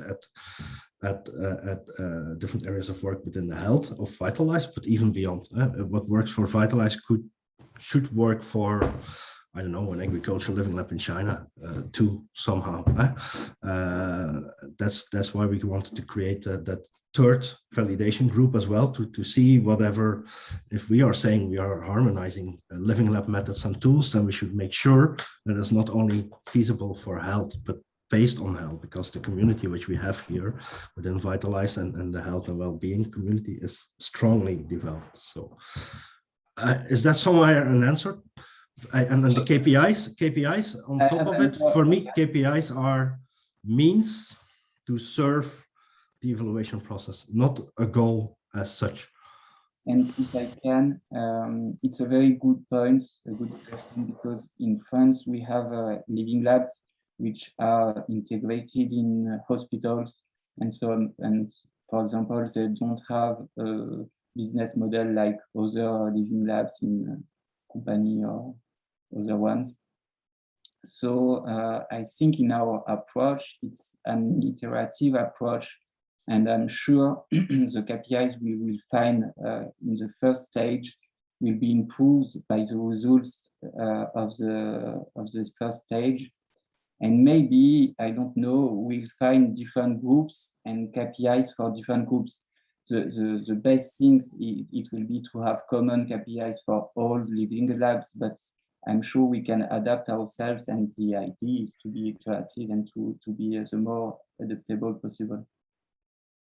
Yeah, that is, both answers are very informative. So from Koen, indeed, it's very useful to learn about these 3 levels or so that were already planned for. So that's great to hear that. And also what then David says is, or David, that perhaps you should not think necessarily of a level 1, level 2, level 3, which is just one dimension, but perhaps you can have like a big bunch of KPIs, and then for certain organization types, you already put them in packages. Let's say the hospital package, the university-like package, the incubator package, and not necessarily do they follow one linear dimension. I guess it's very useful also to think like that. Yeah. If I can also comment on this, Peter, thanks for the feedback. On top of this, I agree, of course. Actually, what we're gonna pilot in VITALISE is that for the living labs, we're gonna have a baseline evaluation based on a full criteria on the left side, then invite them to fill in KPIs every 6 months for the next 1.5 years or 2 years, and then have again the same baseline evaluation based on the left side. And then we'll try to identify the KPIs that can predict or show how much a living lab you are. You see? So based on the baseline before and after and the changes from baseline to baseline, we'll have the KPIs. So we'll try to identify. It might be the case that for living labs that have only, simple example, okay, that have only 10 stakeholders, 10 participants, KPIs 1 to 3 can predict or can be representative. For living labs that have 20 stakeholders, then it's KPI 1 to 3 plus 4, things like this. So it's even for us an opportunity to see how we can come up with KPIs, not based on our perception, but based on the baseline evaluation before and after, and come up with, as you said, group of KPIs that could show things for the living labs.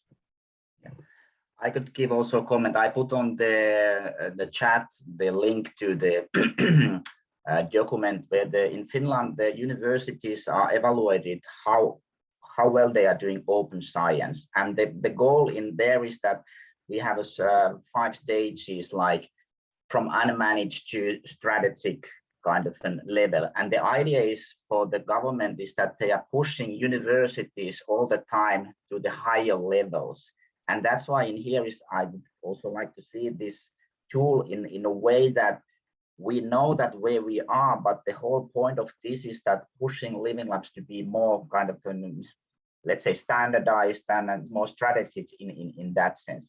Because like Peter was saying previously, in many cases in universities, living lab is just a side work or side job, which is integrated as a part of the, the studies and the research activities and so forth. But I think that the open science evaluation model works pretty well in Finland. Of course, that the items what they are measuring are the different, but the same ideology might be good.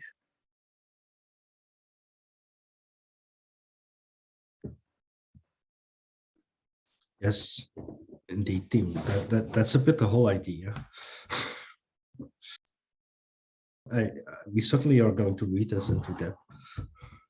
Thanks.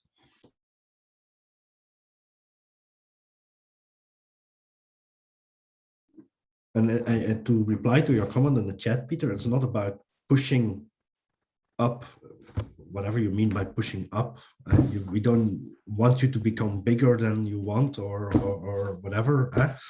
But we need somehow a general approach on, because when we have the general standardized approach, you can start comparing yourself and learn by comparing as well. But you can only do so if you compare on the same principles and criteria and so on and so on. No, fully agreed. And I wouldn't say that when I used the word pushing up, that this was suggesting that you were in fact pushing. It was rather continuing on the term that Timo had used in the Finnish approach, where indeed it may make sense, in fact, to push universities to become more open science oriented. There I agree. But the big difference is with, let's say, becoming more, let's say, mature in a way, more managed when it comes to living lab management. There again, my parallel goes to the maturity models for project management. Smaller organizations there willingly do not enforce themselves, let's say, the bureaucracy that a bigger organization needs. And I think also here, it could make sense to, of course, leverage the consortium strength in that we have many big living labs on board, and let's first indeed standardize there. But after we go through that cycle, reflect back like, okay, if the big guys need this, it's good for them, but perhaps smaller organizations, they only need a subset of the methods that were standardized. That was more the thinking that I had. Right, thanks. And reflecting on Broer's comment on the common KPIs for the sharing, for the starting point of shared value creation, yeah, that's why the biggest chunk on the left, value, the orange one, that's value.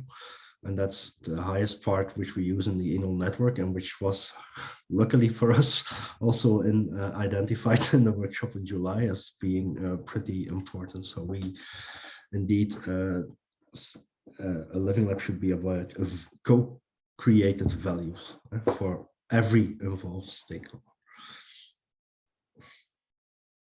Any other comments, thoughts, remarks, shooting us down? Please feel free.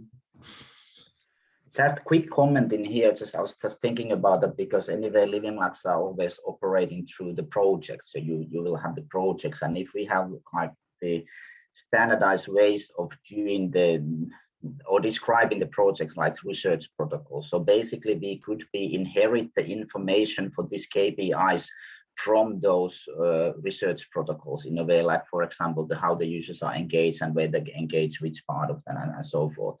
So that is, in theory at least, is impossible if there would be like a common way of describing your research protocol. And that's just summing up whatever you have been done, and then some technically summing up for that.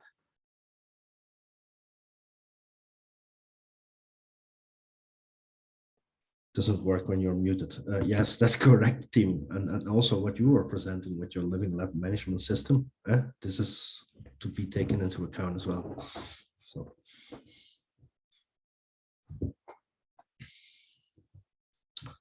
All right. Anything else?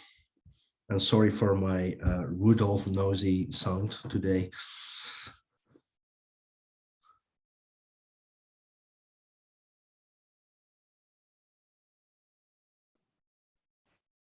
Okay, maybe for the next step, I don't know how you want to proceed, Koen, to recruit. To have the... Oh, well, let's open the invitation to everyone in this call. If you feel like joining that particular group on defining and further aligning everything which has been done into a tangible approach and then test it, or at any stage, you don't have the time to say, okay, I can work together with you on this, but hey, look, if you want to test something at a certain stage, just get to my Living Lab or Array or something. Please be invited to send emails to me and David, and then we will set this up together with the already existing labeling task force of ENoLL, of course, because we will take the experience from you, David, from the former LLSA, together with the label task force from ENoLL to move this thing forward. But everybody is very much welcome to join this group. And if you apply to become part, we can align on how we proceed within that group.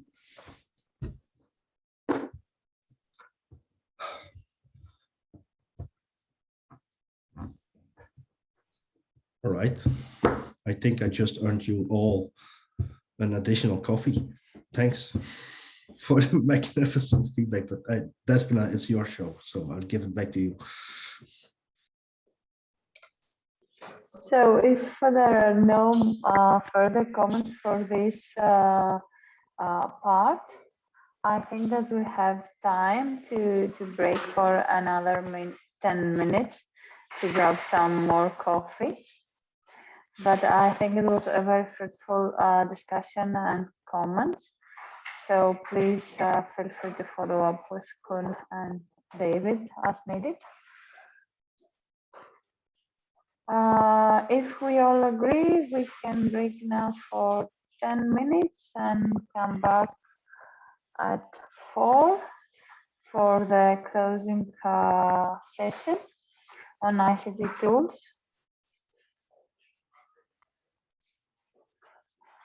Okay, good. So see you all in 10 minutes. Hi, hello all. I'm Alexandra from AUTH. Alexandra, we cannot see your screen. I don't know if you're saying anything. Can you see it now? Yes. Perfect. So for now, we are planning on circulating a questionnaire regarding how researchers respond to data sharing and utilizing data that is openly shared by other researchers. We are planning on circulating this particular questionnaire. This is the first version of what we are envisioning.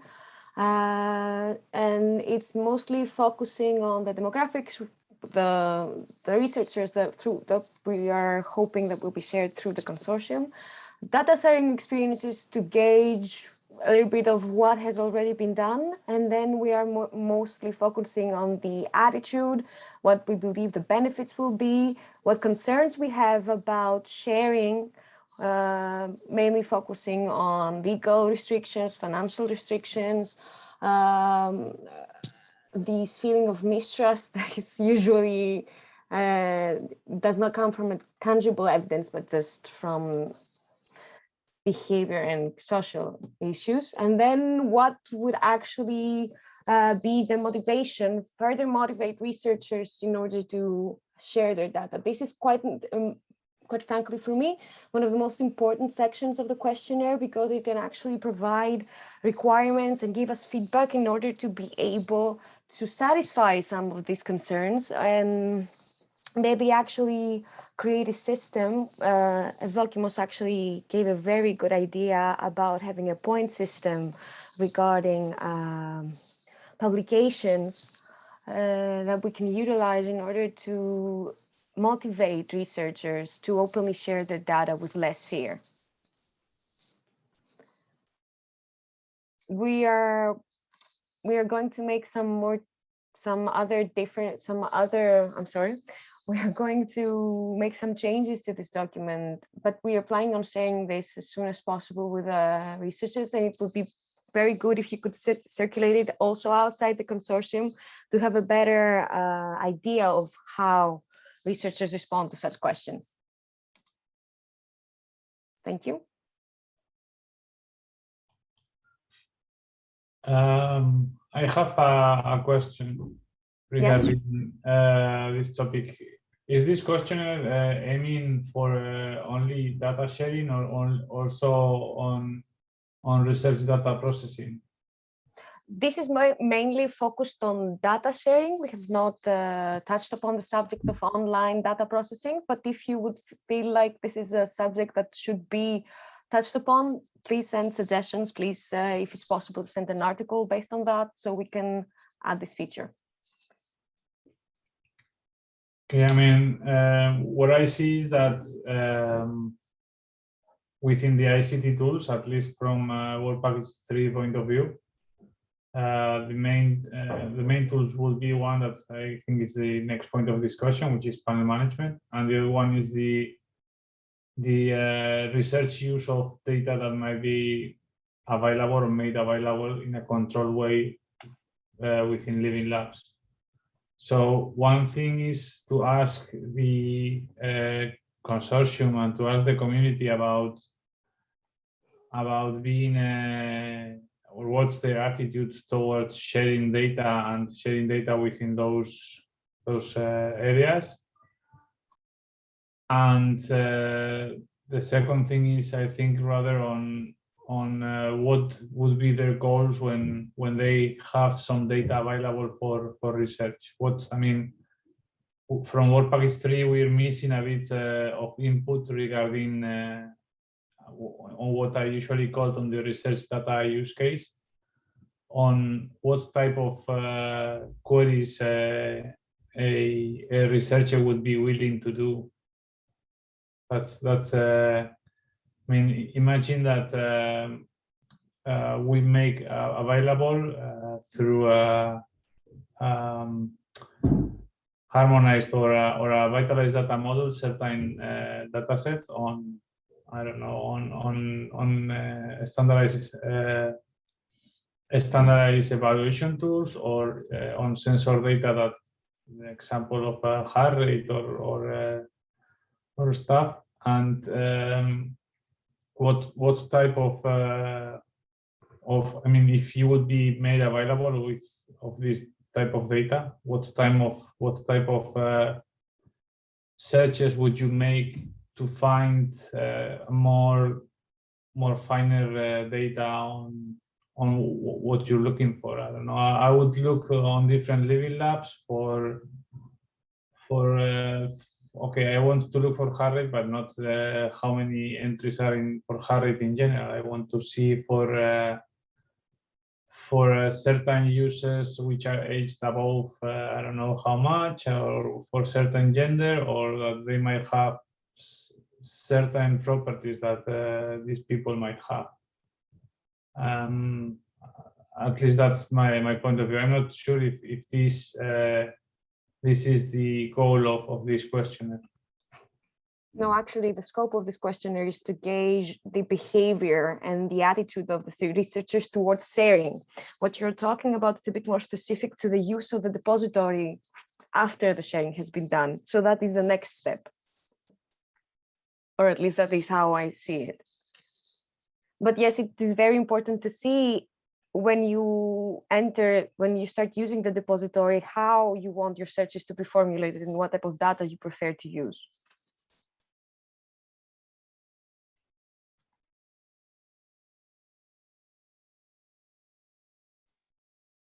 Any other questions, possibly? Anything you want to add to this?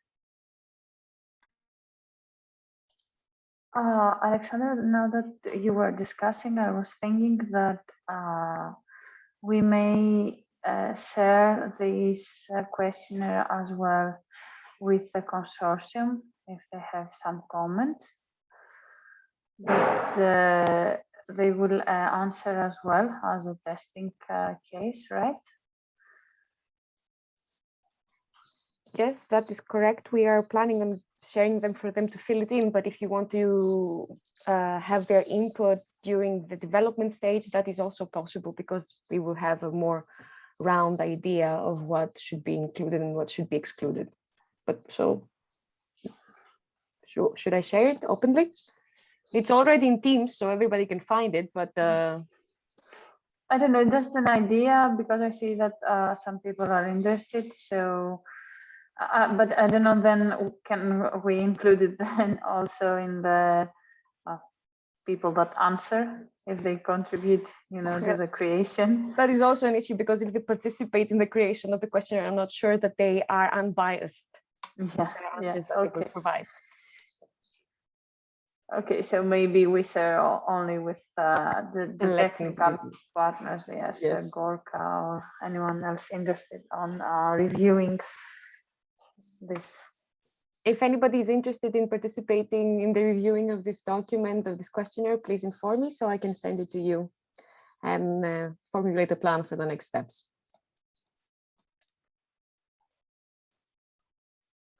Perfect, thank you. So let's move on to the other ICT tool, which is the panel management. So, Despoina. The other Despoina of the team who will start. Let me share my screen. Actually, with Despoina, we have prepared some slides, but a very, very quick presentation, because actually we would like to have an exercise together. Can you see my screen? We see it in okay. Presentation mode. Now? Now it's fine. Great. So we all know, while we're all working with people, that for living labs and for our research, people are an invaluable resource, as they are in the core of our activities, and for living labs means a lot. However, it's not always to identify the right groups of people and to manage the different stakeholders groups that we need to engage every time in our activities. So for these reasons, we are referring to the management of these groups of people as panel management. And panel management includes tools and different methods and strategies on how to approach the right people for the right activities, and how to keep them engaged, and how to keep track of their activity and all the information you need to know about them. It's not an easy task, as sometimes the wider a panel is, the most difficult for researchers or living labs to manage them.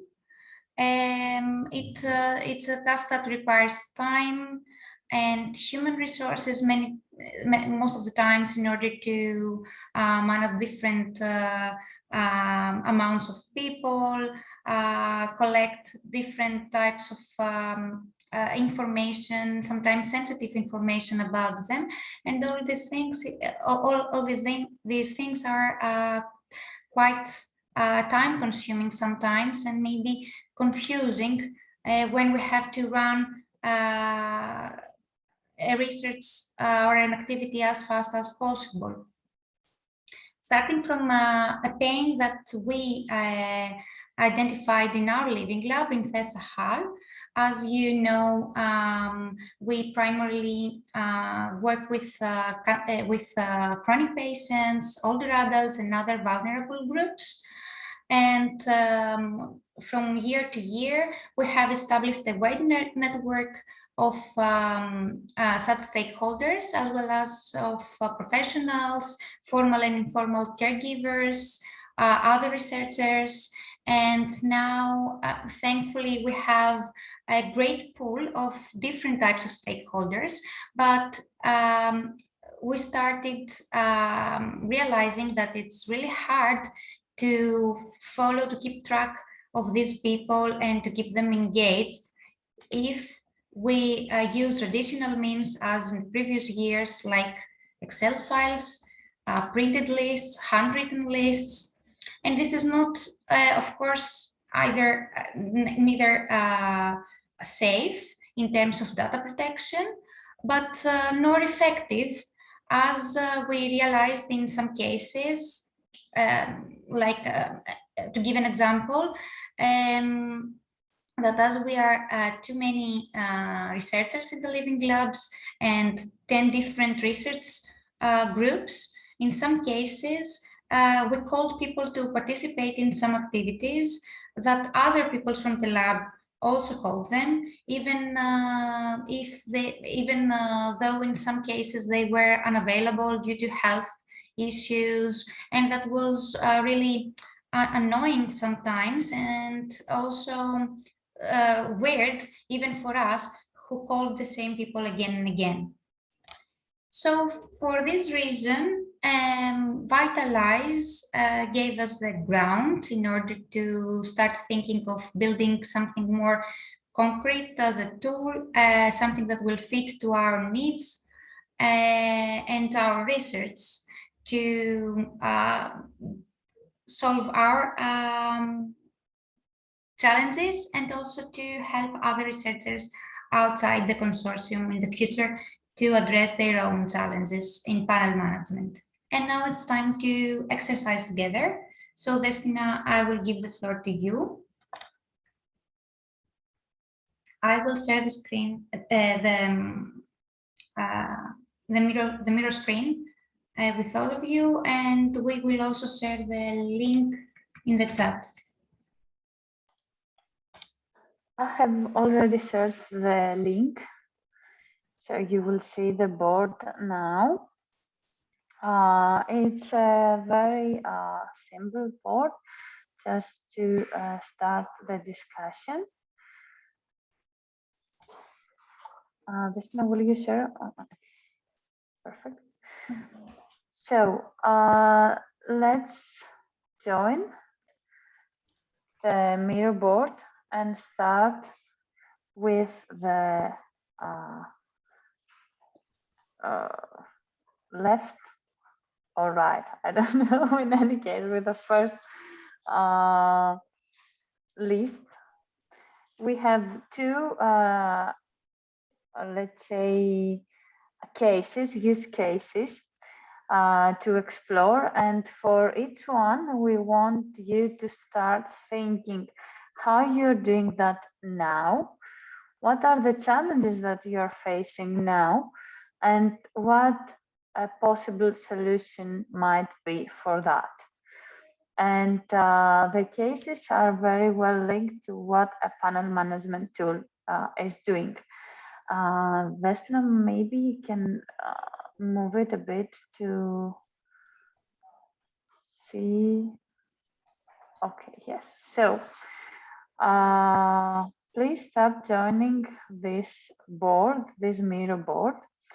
And the case is that you are a living lab researcher, of course, and imagine that you have a new project and you need to recruit participants that are not already in your panel, that are of a new, let's say, population group. Let's say that you have not worked before with healthy older adults, so you need to find some new people to join. And you start making some contacts with the organizations that you have. You talk with people and you find that some are interested to join the project and also join the upcoming events. What are you currently doing to collect information for these people, to store information for these people? Which information do you need? Okay.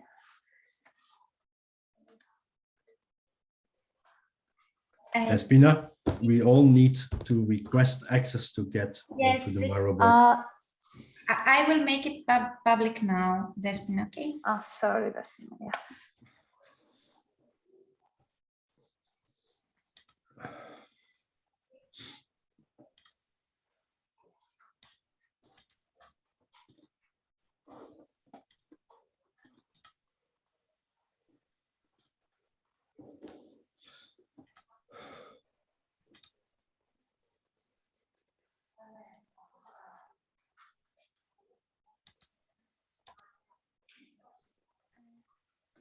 Think that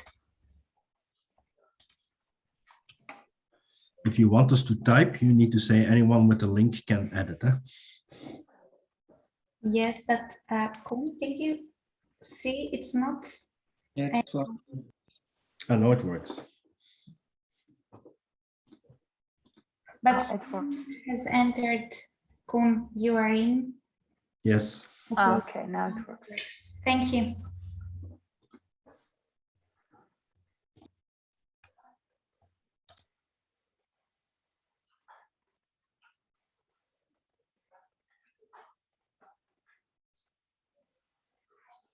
As you are typing, please also feel free to unmute yourselves and also describe and share with other people your experience of how you are doing things right now. You can also share your thoughts and we can handle the post-its for you.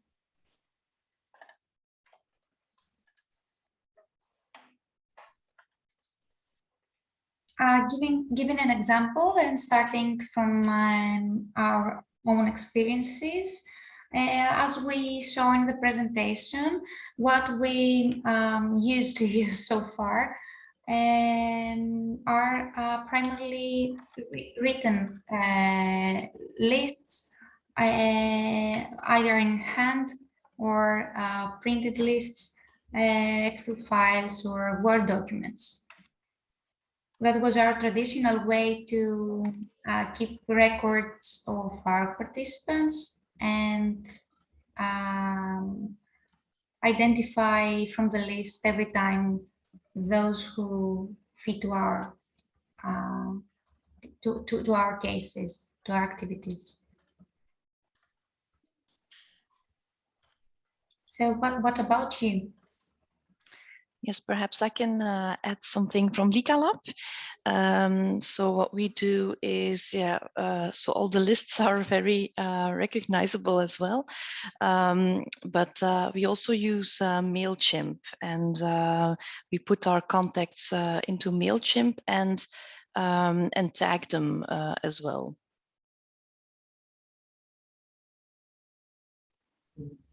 So you use MailChimp as an address book? Yes, and we give our panel members tags so that we can filter a bit on that. And this allowed you to enter only email addresses or yes, email, but also gender, age, some additional information. But MailChimp is a good tool for communication. But that's just one part of panel management. So we miss a lot of really the management, the monitoring of our activities. That's a challenge. Yeah, what you're suffering, Lane, is that some panel members are participating or subscribing to certain activities, not showing, well showing, yes or no.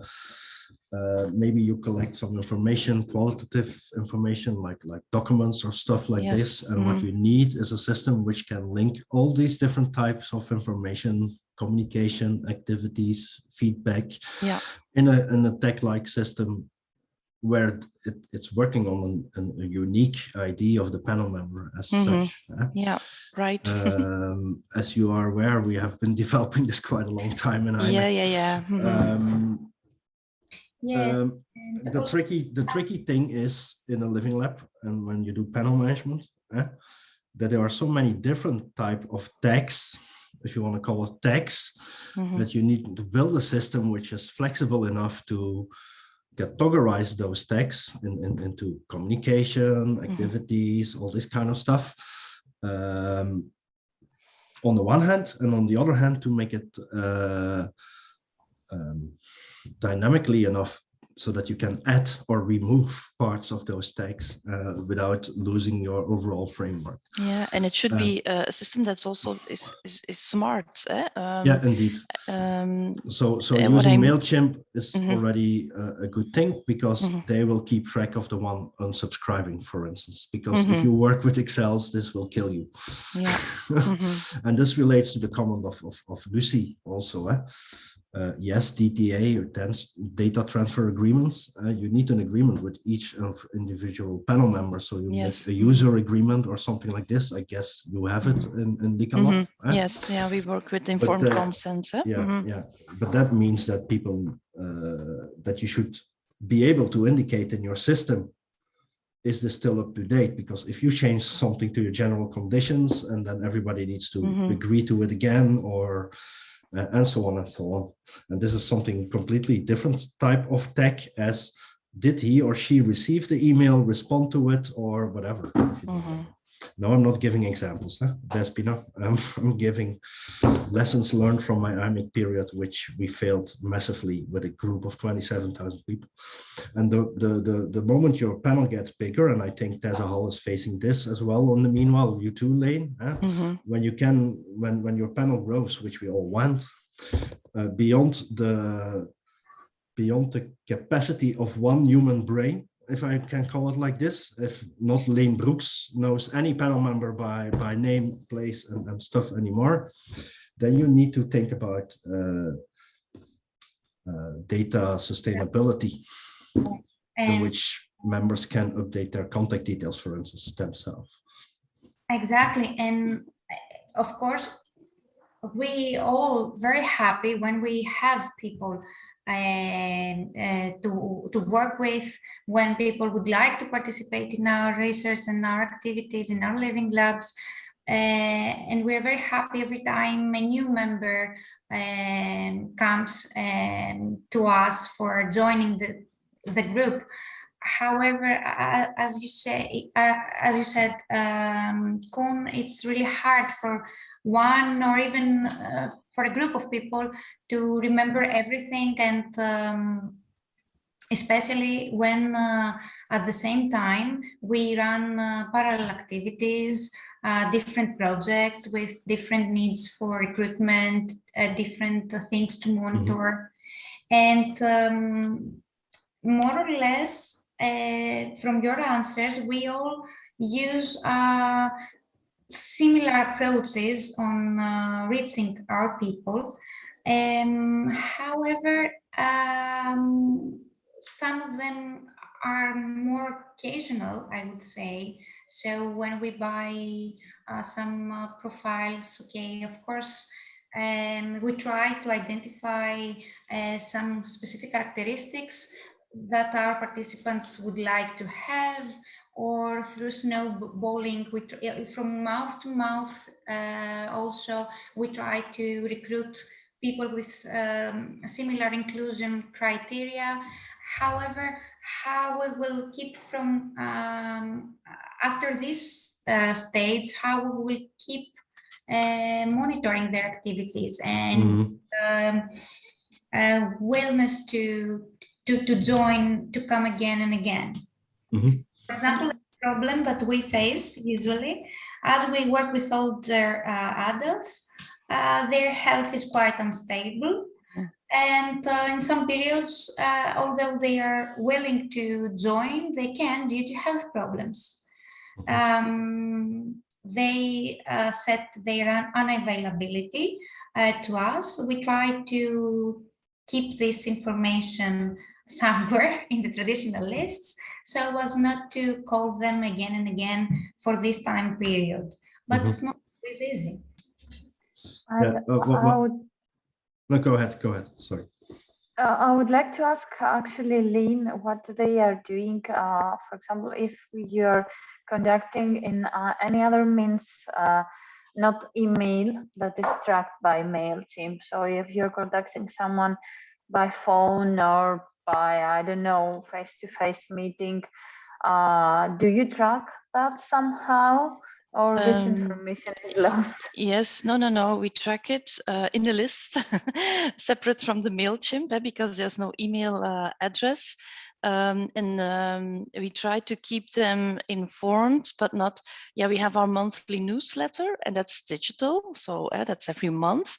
But people who don't have email address, so they don't hear from us on a regular basis. So, but we try to do, once a year, we send also like a Christmas card with, and we send it to that post address. Yeah. And then we put in also an agenda of our upcoming activities, so that we try to keep them engaged in some way, but not that regular as through our newsletter. But it's also the other way around. We have also a lot of project and use cases where we recruit participants for, and they can also be recruited with flyers, with posters, in offices of GPs and so on, with communication channels of the local authorities. We also use those communication channels, and whenever those citizens or those patients, etc., want to work on the project with us, we also ask them if they would like to be part of the LICA panel. So it also works that way around, and then they can be added to the official panel member list after they give their consent. But then still we have to see which upcoming projects are still of interest for them. And so that's always something to take care of and to be attentive to. So, yeah. Of course, and panel management tool is a process that will not erase the traditional methods that we all use, flyers, and mouth-by-mouth recruitment, etc. But it is a complementary tool, not actually for the first steps of the recruitment, but for maintaining our panel active and engaged. So as there are some comments here, there are different challenges that we all face while we try to run an activity, a research. Much time is needed for handling all these communications with participants. Sometimes participants, as someone wrote here, and if they would like to comment more, sometimes participants confirm late, and there are several logistic issues that should be addressed in time, especially when you organize an event or a co-creation. Would you like to comment a little bit more on this? Koen has also raised hand. So. Yeah, I was raising my hand to a previous thing, but I can respond to this. You communicate one-to-many via one-to-many channels, and if it's coming down to pure practical things like, do you know where you need to be, and are you not forgetting? Certainly when you're working with elderly people, they might be more forgetting than others. Then you pick up the phone and call them, or send them a text or WhatsApp or whatever. The more individual, the more direct your communications channels needs to be.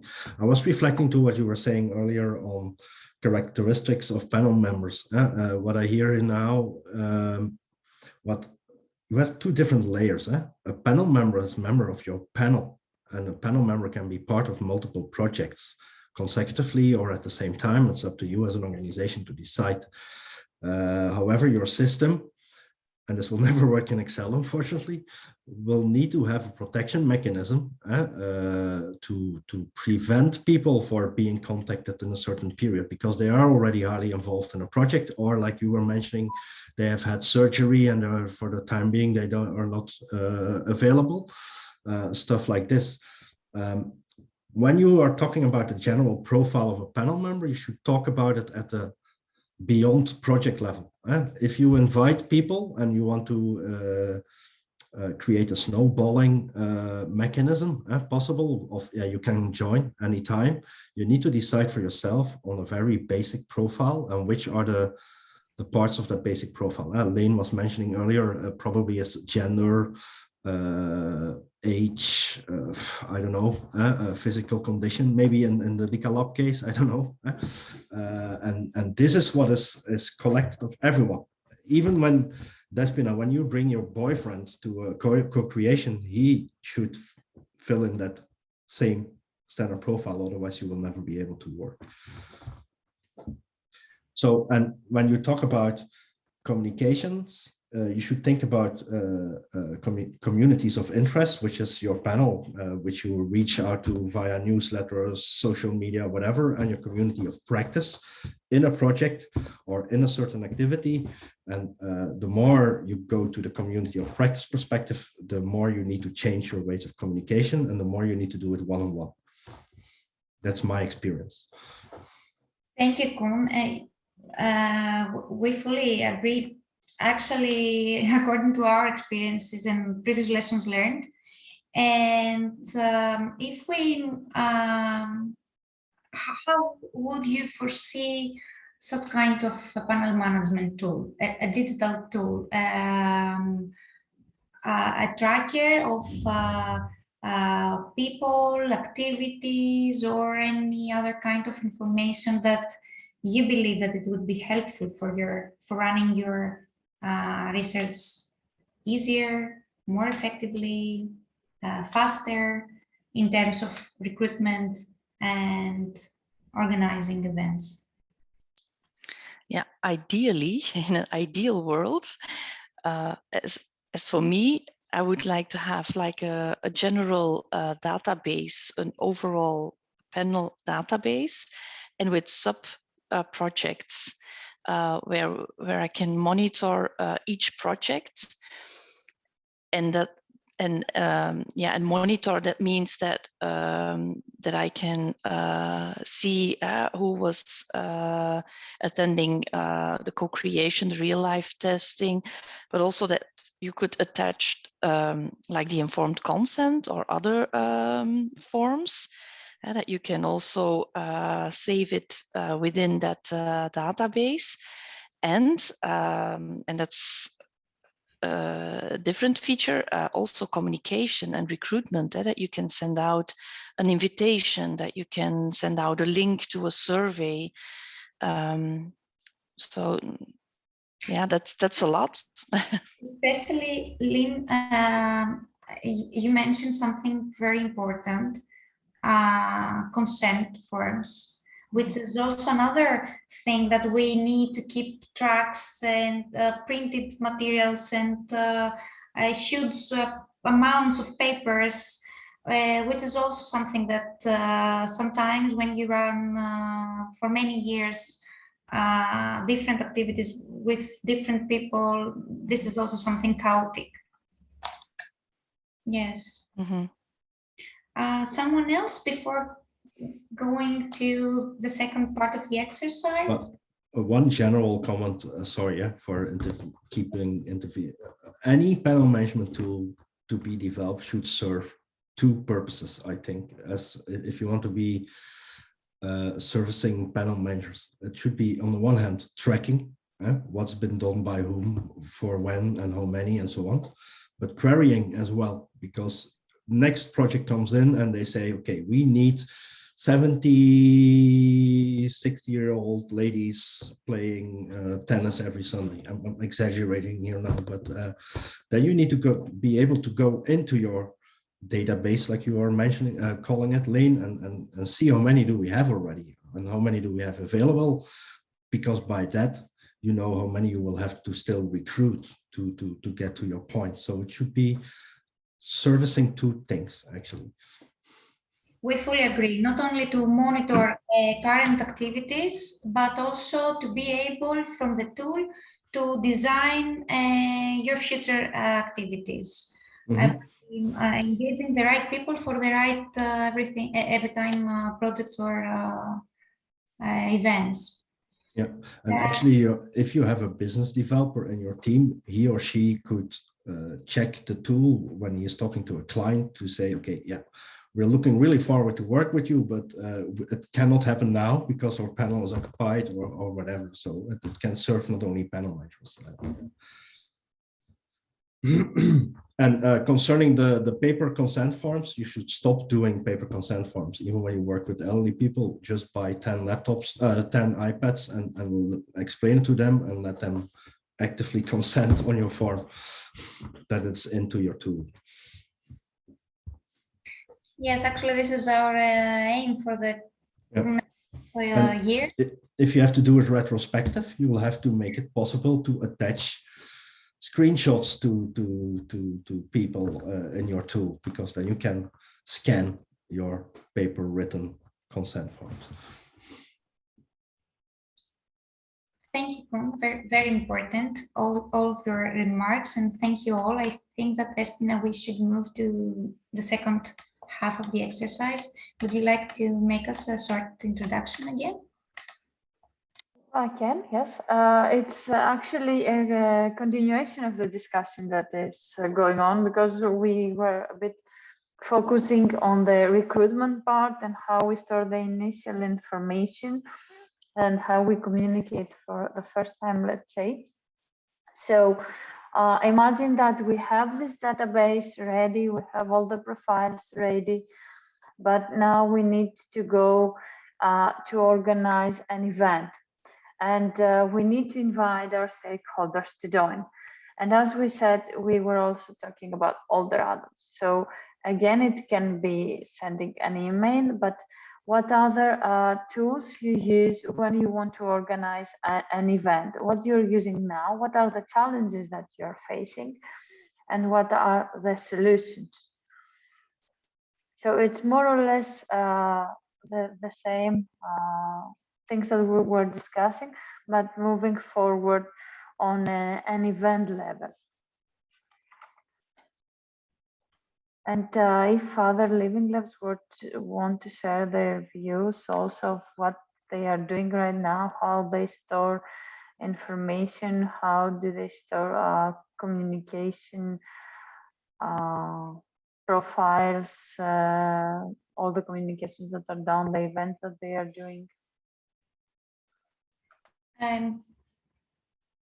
To give an example, maybe from our lessons learned, regardless of the means of communication that we might use, we have identified that every person is different, and people have different preferences on how to communicate them.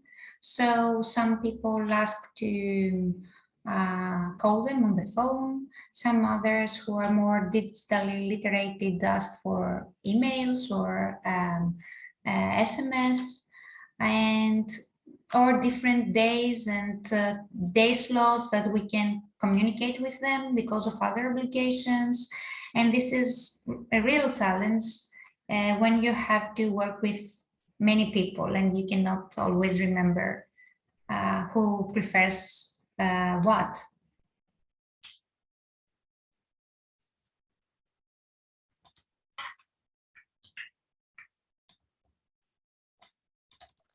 And I will grab what Koen was writing, that you go where they are and invite them personally. But then the next time, will you go there again? And do you know that you will find them. And let's say that they trust you. How will you know that this people is joining again and again? If we're not talking about 10 people, of course, we are talking about hundreds. To a certain activity, you mean? Yeah, I mean that I found these challenges in this approach. Yeah, so ideas. I try to link it. So when you go where they are to invite them personally, the challenge is that they don't trust you because they don't know you. And the solution might be to make use of intermediaries. I mean, let me give a concrete example. When you need 30 people of a nursery home, and you go to the nursery home and you bring cake and coffee to convince them to participate, they still might not, unless you use the nurse of the hallway to convince them. That's what I mean with an intermediary. For instance, how do you know that they will participate again? Lane, I'll let you answer that one, but the answer is you don't. Despite whatever you do, you can only increase the amount by providing value to them. Mm-hmm. Not only a matter of incentives or motivation for participation, but trust, as Despoina mentions, so in some cases we have faced, but of course this is an exemption. Some people prefer to talk with some specific researchers from the lab. This does not mean that they become rude when we call them on the phone, but they are more willing when a person who knows them for many years calls them. So this is also a trick that we use in order to have effective recruitment. But this is also, again, a challenge, because it's really hard to remember every time that, okay, Mrs. Maria prefers to talk with Despoina Petsani, but not with Despoina Mantziari. Okay. So, and how big is your team then, Despoina? Because in our case, and it's Koen who taught us at the beginning that as a panel manager, you are the face of your living lab. So, and I have a colleague, so we're the two faces of Lika Lab. And it doesn't matter if I call or my colleague calls the participant, because they know us both.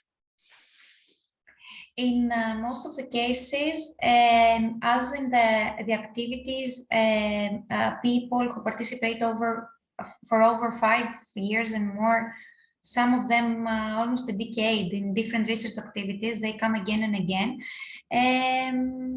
They have met and collaborated already with different researchers, and this is something that we try to promote through the Living Lab, so as to feel familiar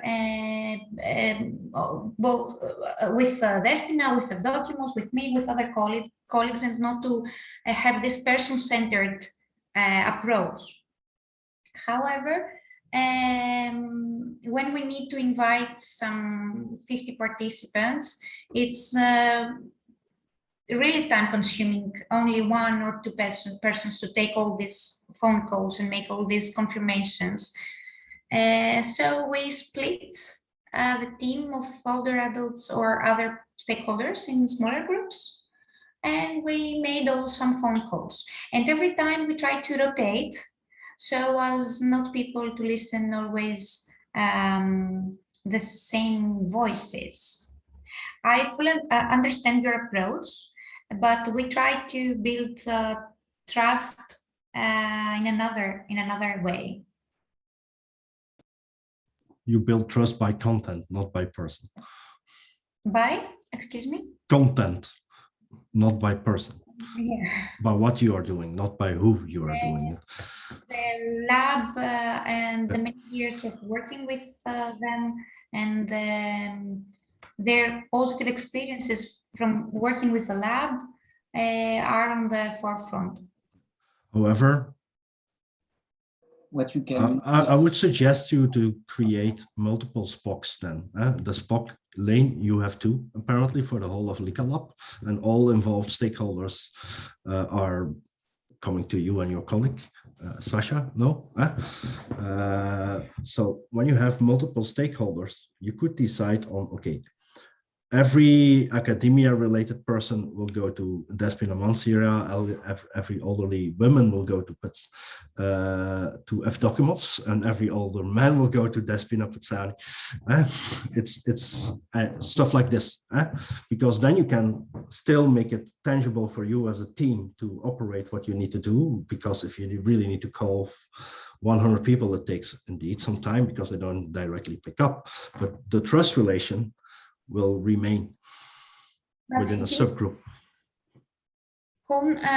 Just thinking out loud here. Personally, just sharing my personal thoughts now, I don't disagree with you, but when we had the panel, even with the traditional lists, as such, split it in groups and people, we faced this problem. For example, Despoina had a very, very close collaboration with Parkinson's Association. They, because she always communicates with them and she has worked with them for several different activities, and me not. But we have a new project in the lab that Evdokimos and me are working more on this. So we need to recruit people from Parkinson's Association. If we don't have Despoina, we are dependent on Despoina. And if she is not available because she is sick or on a leave, or she doesn't have time to make them fall, it's like Evdokimos and me be hanging from someone else. With our approach, by putting the Living Lab on the forefront and telling that we are from FESHAL, we are calling on behalf of Professor Bamidis, it's like signing the trust that we all have built with these people all these years. Yeah, well, this can perfectly work, I think. Different approaches, you know. I would like to add two more questions to this very informative discussion for the last 5 minutes that remain. One is, how do you foresee what information, let's say, you would like to have in a digital tool on the event or project level? Because we discussed about the profiles a bit, but on the events and project level, what information would you like to handle as a manager? And on the other hand, I would like to ask people on their opinion on who is controlling, let's say, this interface, this tool. Is it only the panel manager? Is it the Living Lab manager? Is all the researchers of the Living Lab? So how do you see that?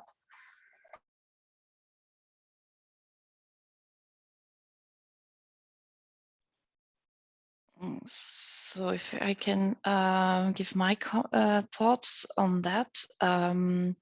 So I think it's important that for every activity that we really have a list of who did accept the invitation and who came, and what about the dropouts. I think that's priority. And your second question, Despoina, of who has the right to edit and to work within the database. I think from privacy perspective, for me, I think it's most valuable for the panel managers. So would you like maybe the researchers to have lower level, let's say, the researchers in the hierarchy, to have access to some data in order to be able to at least do the course? I don't know, something like that. But you are responsible for making all the changes, just ideas. And yeah, I don't have a clear answer to that. I have to think about it.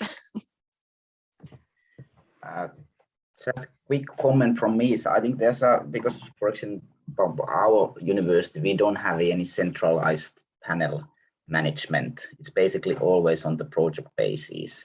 And then, each of the project is handling the, the recruitment as they do.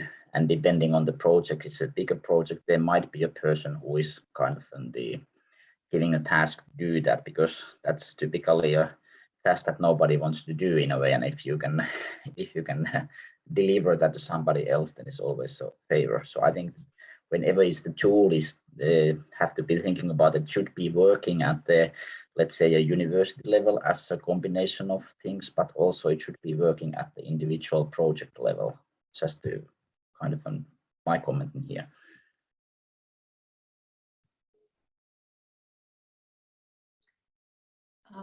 If I may add to the discussion, as far as the Canadian living labs are concerned, we have very specific and rather rigid rules about how data are preserved, who has access to the data. All of this is mentioned in the consent form, how long we preserve the data, and so we essentially follow all of these rules. Earlier, you were talking about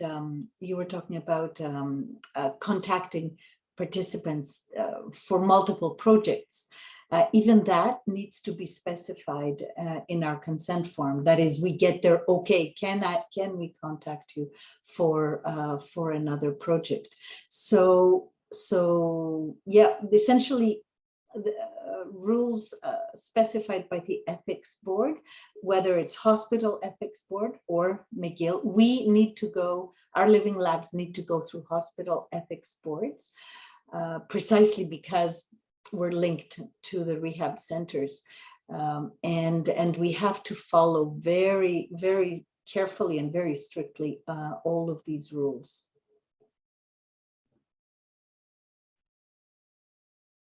I fully agree with you, Eva. You create consent forms for a reason. You should create a consent form for your overall panel. If you want to involve them in multiple projects, you should mention it from the start.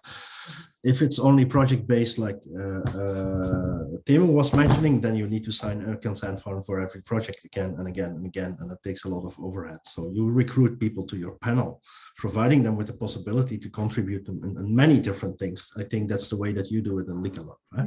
Concerning who has access to what, on a need-to-know base, that's the general message. Persons in your organization and outside your organization know information about your panel members on a need-to-know base. Let me explain it. The panel manager is the one and the only one who knows everything about panel members in theory. Who is it? Is it David Servais, Evdokimos, Eva Kayala? Where does she live? What is his phone number? And so on and so on. And all other roles in your organization should have on a need-to-know base. If a researcher needs to know that there's Lane, Evdokimos, Peter, and Eva participating in an activity, yes, then you should share that particular knowledge with the researcher, but the BizDev doesn't need to know. Or the Living Lab manager doesn't need to know, because you need to protect the privacy, and Eva was mentioning it. And the more health-clinical you get, the more important this is to keep this very, very separated. So the way that we started constructing a panel management tool back in 2006 was, this is for 2 persons only, the panel managers, and the rest can have access to anonymous data of profiles which are present, but not able to link it to persons. So there's only panel managers and IMEC. We had 6 panel managers in the end, and it was only them contacting panel members, not anyone else, before or prior to a project.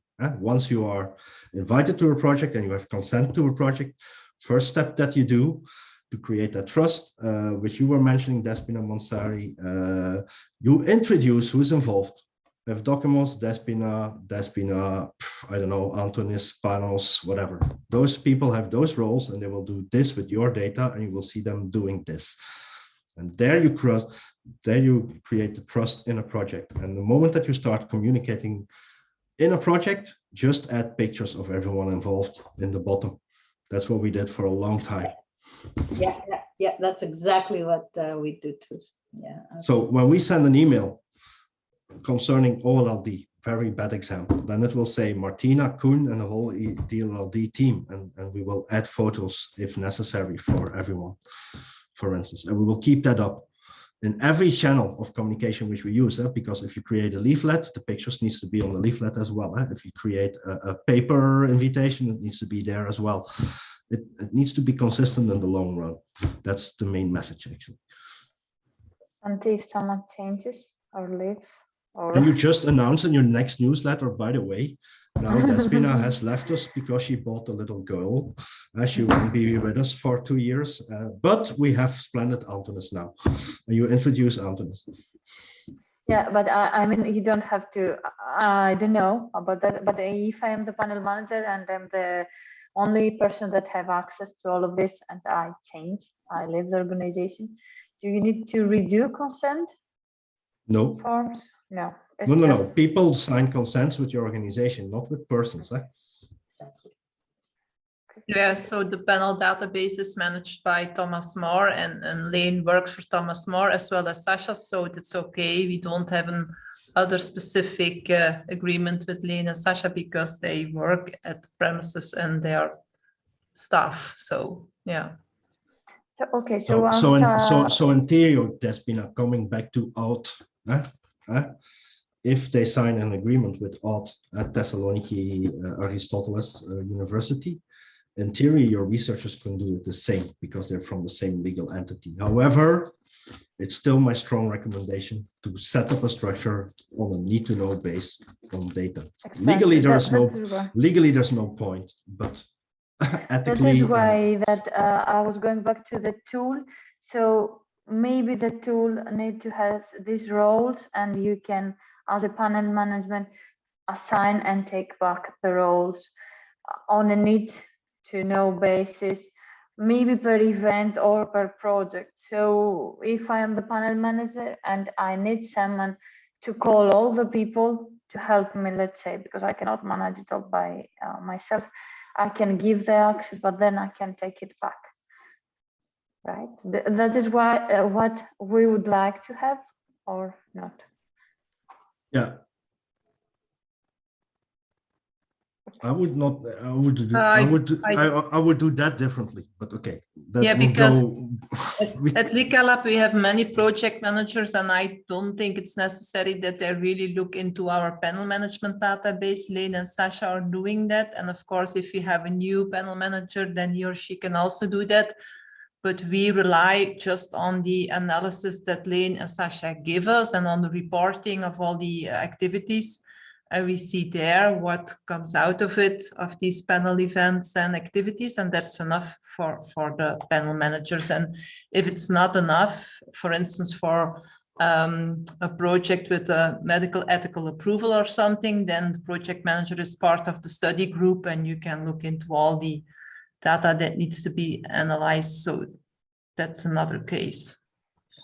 I have one question, is that in the panel management, what is now planned, that what information about the project, so what project the person was participating, how much information is planned to be about the project? Only the name and everything else is somewhere else, or some additional metadata about the project, so you can see that where the person has been. So how do you imagine that? I think we need to organize a full day for this. That's why what you're trying to have me answered here is 15 years of work, which we have been developing earlier. To answer your question, Timo, real quickly, there's so many different layers needed in this tool because it depends on what you want to do. In IMEC, we stored data sets of logging to the person as well. So your wearable was registering a lot of data as well, and that was integrated into the tool as well. Because then biz delvers and researchers in the long term could search query for data from logging, match it with profiles, and then define a new project. Yeah. That's a long run. That's thinking from a business perspective. So Peter de Jong will not be looking for that one particular. Yeah, because that's then it's not it's like a living lab management system. It's not like a panel management, but whole living lab management system. If you store everything also like that. Yeah, but if you look at the definition of a living lab, I think the panel is a core element of your living lab as such. So yeah. Yeah, you can start from there. You can start from so many different angles. Yeah. But if you compare this, for example, a company, they have a customer database. Yes, but some other information might be somewhere else, not on the customer database, but in the actual, let's say, banking solutions. It's a different story. I don't believe in one tool fits all, because there are for many parts there are perfect solutions. You just need to make sure that they can talk in one central platform for the need that you define. Yeah, I think that's an important question in here. What is the panel management? What features will be included beyond the just managing a person's the background information? Yeah, a panel management tool should not be and a help desk tool and a CRM and a communication tool and a tech and an activity tracker. That will never work. It should somehow provide you with insights from different sources where you can collect it, or it's being collected automatically, to centralize it in a point where you as panel managers and different roles in your living lab organization can benefit from. But with a focus on panel managers, of course. It's called panel management tool, I think. But okay, again, now you triggered me, so I can go on for years. Yeah. That's why I will stop you, Koen, because we are 10 minutes late of the scheduled time. And I know that you have quite a ton of experience on this. So we will schedule for sure another separate meeting in order also to have a presentation and live demo of how we are moving, and the tool that we have started in HAL and now is prepared in VITALISE and will be released. I think that we are moving in the right direction, because we have thought most of the things that we were discussing and are already included, but some also needs to be improved, fine-tuned, in order to fit all of our needs and also answer to the different cultural differences that we may have in our living labs. So that was very fruitful, but we will for sure schedule a more extended hands-on meeting on this matter. So for closing, I will give the floor to Evdokimos for the last words of the meeting. Thank you all. Thank you for joining. Thank you for staying until after 5 o'clock. I enjoyed. I hope you enjoyed too. A lot of work is done, and also not just a lot of work, but a lot of work in the right direction. From my point of view, I'm speaking as a living lab manager or living lab user. I'm really happy about this. Hopefully the next one will be a face-to-face one in March, but let's see how things are moving. We might also arrange, if time allows and also your schedule, we might also arrange a virtual cocktail within December for 1 hour, so we can meet and discuss things that have nothing to do with VITALISE or projects. So thank you all. We keep in touch. Thank you for the hard work, and I'm sure that we will have results soon. Thank you. Thank you.